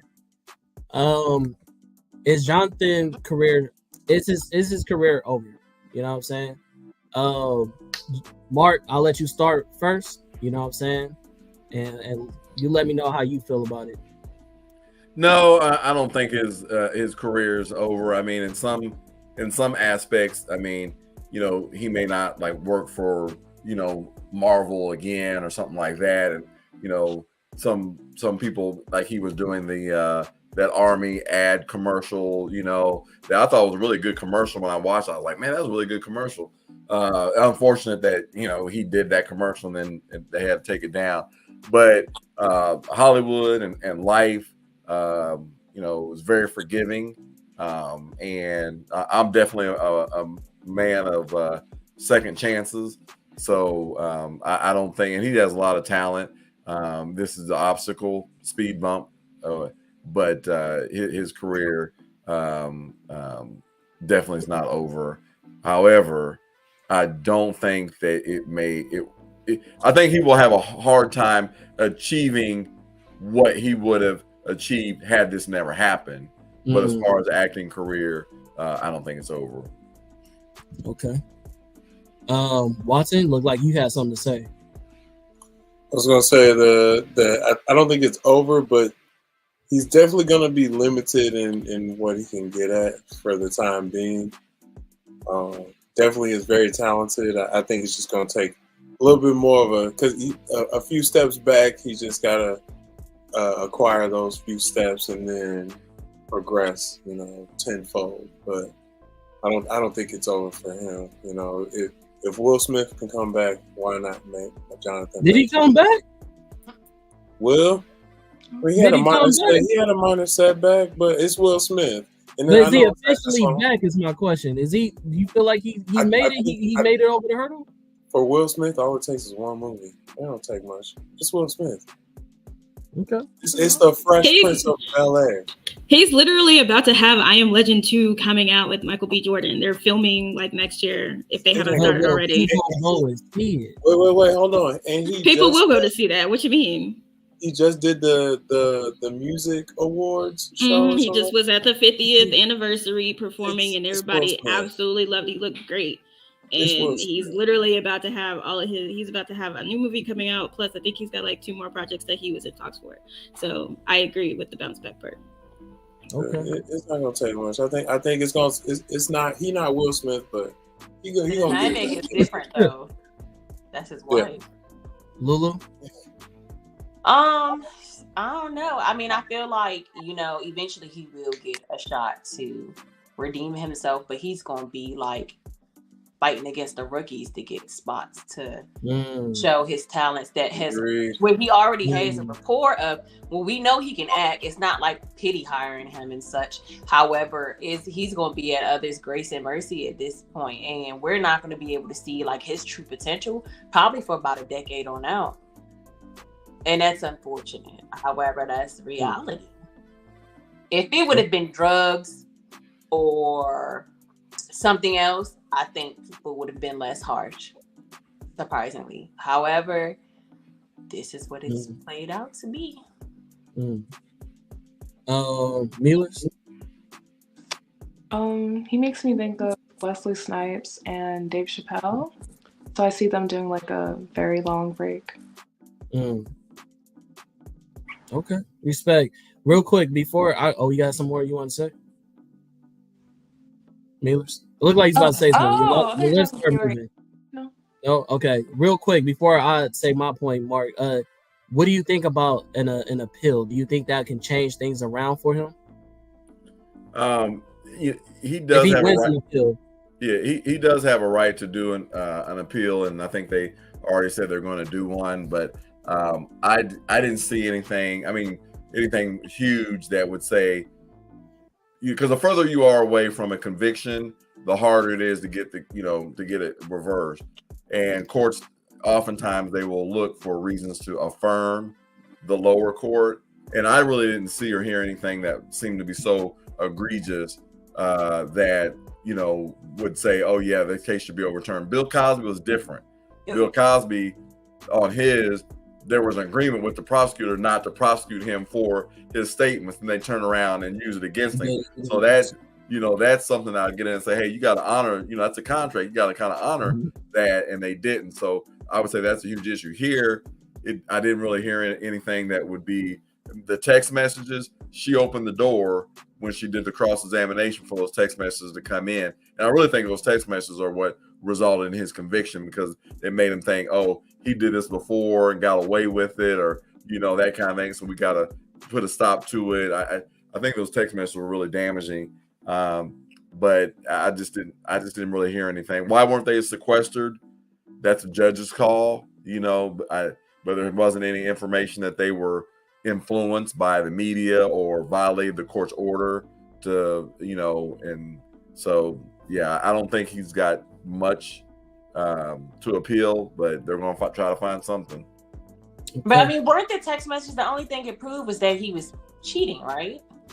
Oh no, I'm talking about the text message from before, like the year before, not the one. The one that they had limited to keep out, and then when the defense attorney, when she had cross-examined the witness and said, why didn't you go to the hospital? Why didn't you, report it to the police? Blah blah blah.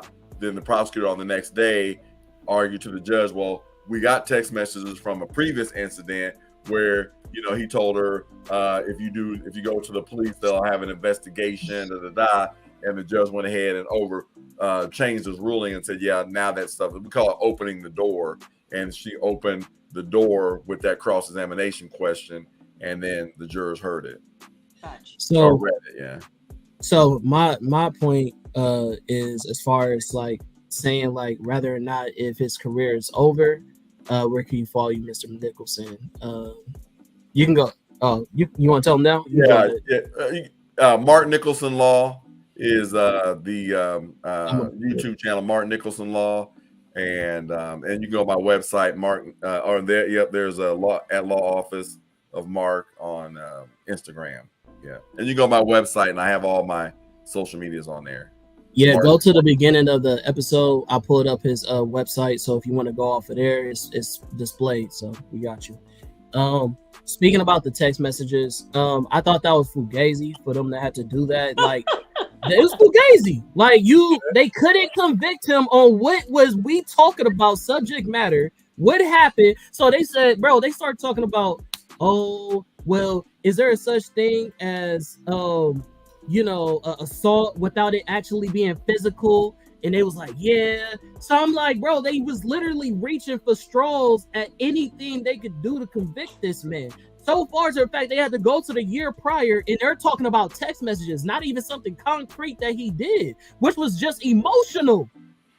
And even with that point being said, he didn't verbally abuse her. He didn't call her no names. All he said was that I don't trust you to go to the hospital and report it correctly because of how I look as a black man, and I believe that this is going to reflect badly on me because he didn't trust her, which obviously he was right. I think we're also forgetting when he got convicted, the misdemeanors that he's convicted of.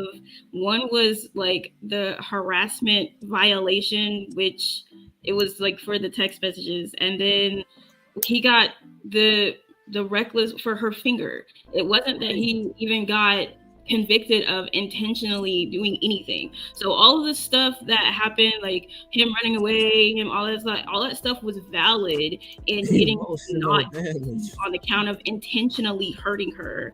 Like, but she hurt her finger. So my cousin you gotta pay for it, black man, because she hurt her finger. Really just went through this. Like him and his wife got into a fight, like a verbal fight, and she came at him with a knife, and because he grabbed her wrist and deflected the knife and pushed her away so that she didn't stab him to death, he got arrested because he admitted to grabbing her wrist and pushing her. So I mean, when he said that, when it showed that he pushed her, I already knew he was going to be guilty of at least that, because that's what happens. So, but going back into the text messages, and thank you for that, Dr. Kaori, because that goes back into my question earlier when I said, how else is a black man supposed to defend himself and still get some type of sense of justice? You know what I'm saying? It's like, again, he's just guilty on association. Now, back into the text messages, the point that nobody is bringing up in all of social media, in all of like the news, nobody's bringing up at the fact that this man has been talking about for a while now about self-deletion. So my point is, when we're sitting here saying like, oh, rather not if his career is going to continue or if it's over, I don't even know if his life is going to continue, because we're sitting here talking about a man that already has his own mental illnesses based off of his own upbringing that he's brought up on multiple interviews. Now we're talking about emotional abuse that he got, physical and emotional abuse from his ex-girlfriend. And now we get social media bullying abuse for how he's being represented in, you know what I mean, in media, in the world. So I don't even know if bro is strong enough to make it through that. You know what I'm saying? Like, based off of all the things that he's encountering and going through. And that's my biggest worry in this whole conversation, is that we're talking about everything else besides this man's mental health and his personal well-being. Like Mark has said, he could have went up and talked about how he felt, but everybody would have looked at it as, oh, he's an actor. He's putting on a show. So it's like, this man is literally crying for help multiple times. I'm calling the cops. I'm doing everything I can. And he looks at himself as a monster. He already feels guilty by association by just being with her. And it's like, now that he is guilty in the public's eye, I don't even know that with himself and how he carries himself with his own self-esteem, that he can handle that type of blow. So here's the thing is that even if we're not talking about his mental health And I feel like he has people around him. Even if Megan Good was a publicity stunt, I feel like he has people around him who would assist him in that situation. But the thing about the public eye and the internet is they don't fucking care. Mm-hmm. We could tell that by the evidence. Exhibit A, Chadwick Boseman. They clowned that man for a year because he was like pencil thin all of a sudden out of nowhere. And it took him dying suddenly for people to be like, oh my God, he really was sick. Y'all didn't give a fuck a year ago. Don't give a fuck now. So here we are with Johnathan Majors, who was guilty in the public eye the day in March he got arrested. It didn't matter. And all of the people, and I honestly still think people owe him an apology, because what y'all think he's guilty of, he's not even guilty of. He's guilty of basically running away from her, and he just so happened to push her. Mm-hmm. That's what he's guilty of. He's guilty of some text messages and self-defense pushing. So, and it's the media who decided to spin that, because the very first thing you Google when you get Johnathan Majors' verdict, he's guilty of domestic violence. No, he is not. But if y'all want to spin it that way, you're going to spin it that way. And social media, the regular media, they don't care until it's too late. So I feel like as someone as big as he is, and somebody who has had a group of people around him from day one, I think mentally he would probably be fine, because he has that support system. We may not see it because we're not him, we're not around him, we're not in his house, we're not, we're not there. So we don't know if he has that support system or not. But as somebody who is as big a celebrity as this is in this case, he definitely has at least one person. If not two. I hope so, because we saw how everybody was before he had a verdict, backing off of him, deals being broken, his own agents walking away from him. And then we know how Hollywood is. People don't want to be associated with you by, guilt of association. Perfect example, you brought up Megan Good. Everybody ridiculed her, Black people and all, just for being associated. How dare she? How dare she walk in court holding hands? It's the same thing with anybody, because there was the whole situation with Alec Baldwin and his case of that director, was she the director, who got shot. And how dare he still have friends? Okay, but he's doing his job as an actor. He's performing here. He's following the instructions. The person who handed him the stage prop should have been doing their job. But we're not blaming them. We're blaming the bigger person. And so what do you do? Because Michael B. Jordan tried to separate himself as well, but I can already guarantee you that Michael B. Jordan definitely reached out. But it's a publicity thing. It's a public eye thing. And because Michael B. Jordan's image is up here, he can't publicly be like, this is my friend too, so I'm going to stand right here. He can't do that because he still has projects too. So he can't lose his job for another person. Megan Good isn't doing anything. Right. So even if she was a publicity stunt, she has a TV show that she was on that barely anybody watches. She's not doing anything.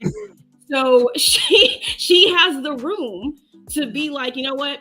I can step in and support you right now. There are some people who can't publicly say, I can step in and support you right now. But what they can do is call him on his phone at 3:00 in the morning and be like, bro, are you all right? Do I need to come over? Do you need to talk? So like I said, we don't know who he has in his corner. They're going to ridicule whoever steps in his corner, just like they did with Johnny Depp and still do. People still, Johnny Depp ain't this, Johnny Depp ain't that. Amber Heard was the victim. Amber Heard took a shit in this man's bed and cut off his finger with a vodka bottle. But, let's talk about her. No, but Johnny Depp had people in his corner privately, building him up. Let's talk. Let's do this. We need to get you out of this slump. Johnathan Majors, no doubt, also has that. But you can't, And he knows what he's charged with. He knows he's not guilty of domestic violence. It's you having to navigate through public opinion and people with really small fucking brains who don't understand and can't read. So you have to like navigate those things and push yourself forward so that you know I'm bigger than this and I'm about to bounce back. Respect it. All right, well, with that being said, man, there also has been said that Johnathan Majors might switch over to DC. Who knows? Because speaking about Amber Heard, she was able to go back to her role despite what she did. You know what I'm saying? So we'll see what happens and what her role. She's in that movie for 7 minutes. That's it. Word. Okay. She's preaching support Black men. We have to uplift one another and hold each other accountable with the level we can rise together. Okay, for sure. I'm always down for the support of Black men's mental health because y'all don't speak about it at all. Not at all. But we're also way harder on ourselves than we are other people. We give so many other races grace versus our own people. Yes. We're so much harder on ourselves and uplifting each other too.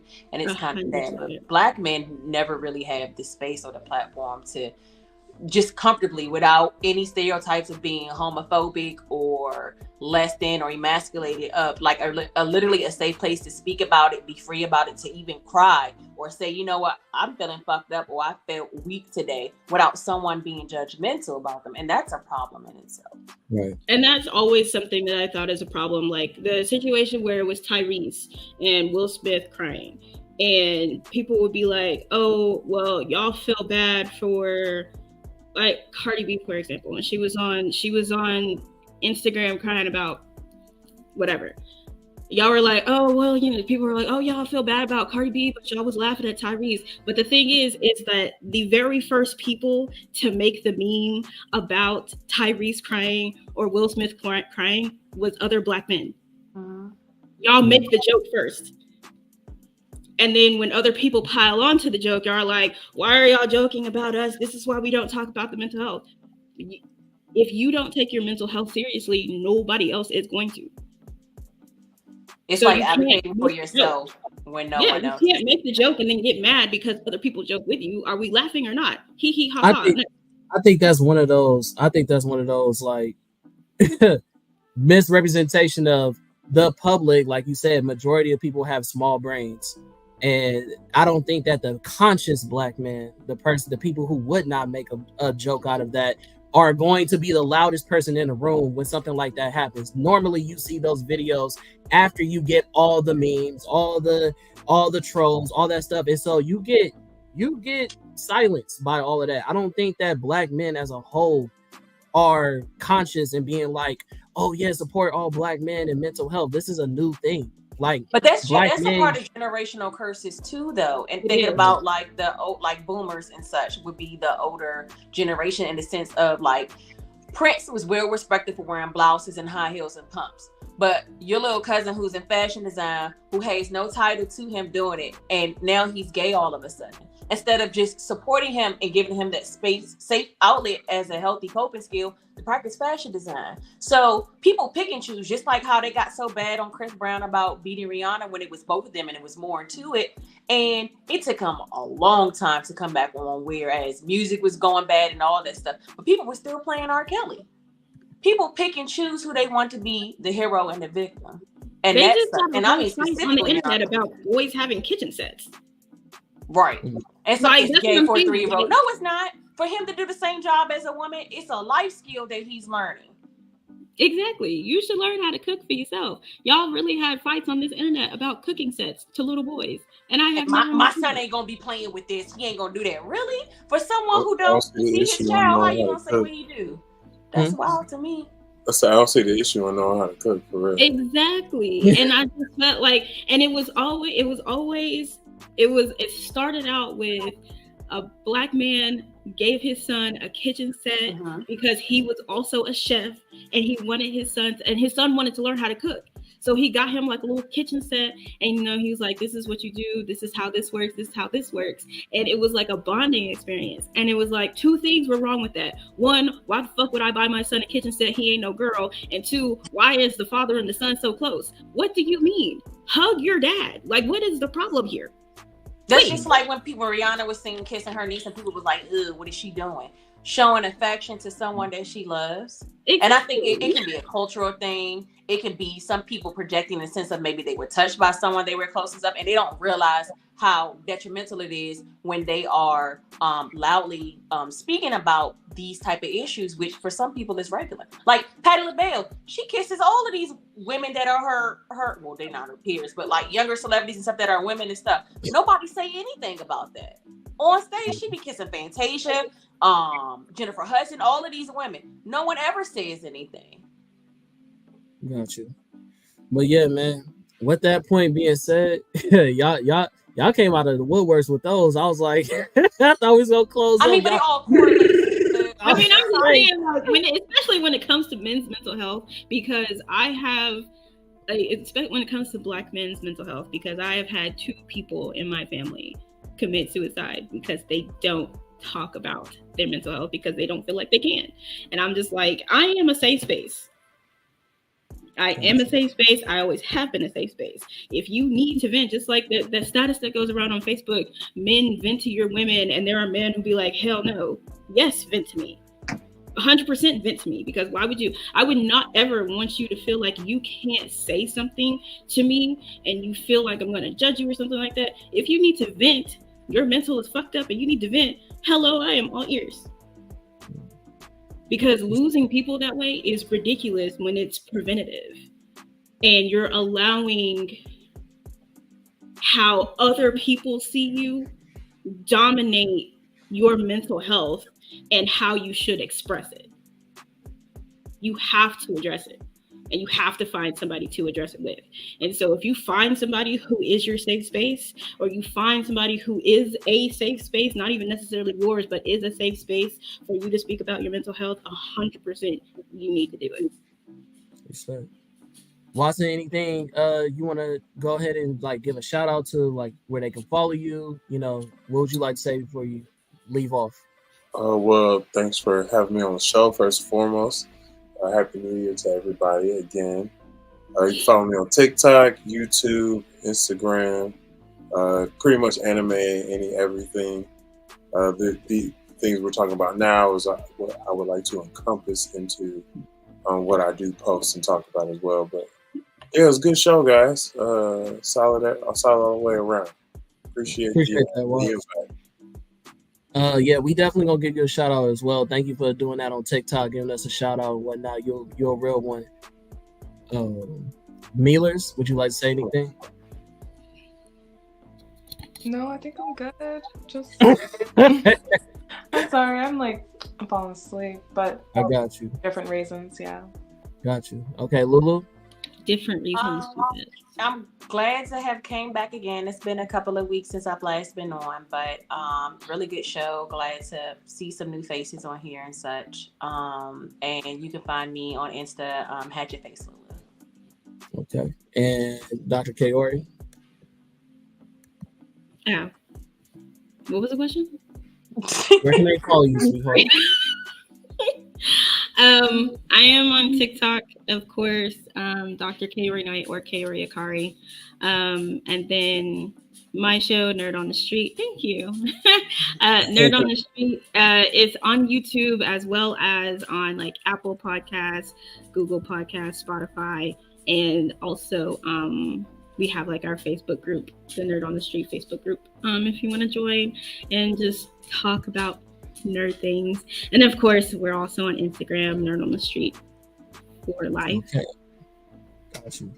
And my special guest, the Mr. Famous Mark Nicholson. Where can they follow you? And what else you want to add before you just get off the show today? On YouTube, it's Mark Nicholson Law, and then Insta is Law Office of Mark. And then I'm also on LinkedIn, and maybe some other social media things I'm on as well.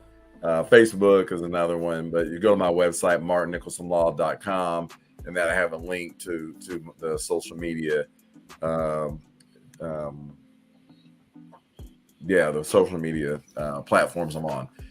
It was an honor and privilege to be on here and meeting everybody. It was great discussion, and thank you for being diligent and reaching out to me and calling my office and all forms of communication. I have a lot of gatekeepers, because people, when you're famous, people always trying to, have the bodyguards like Lula was talking about, so I appreciate you navigating your way past that fortress, and so I appreciate that. So I just wanted to say I'm definitely thank you for coming on this podcast. I watched the show. I want to ask you if you could sign your book for me, send it to me, message me when you get the chance. I message you on your email, whatever you want to hit me on. We talked on Facebook, we talked on Instagram, whatever you want to do. I definitely need a copy of your book.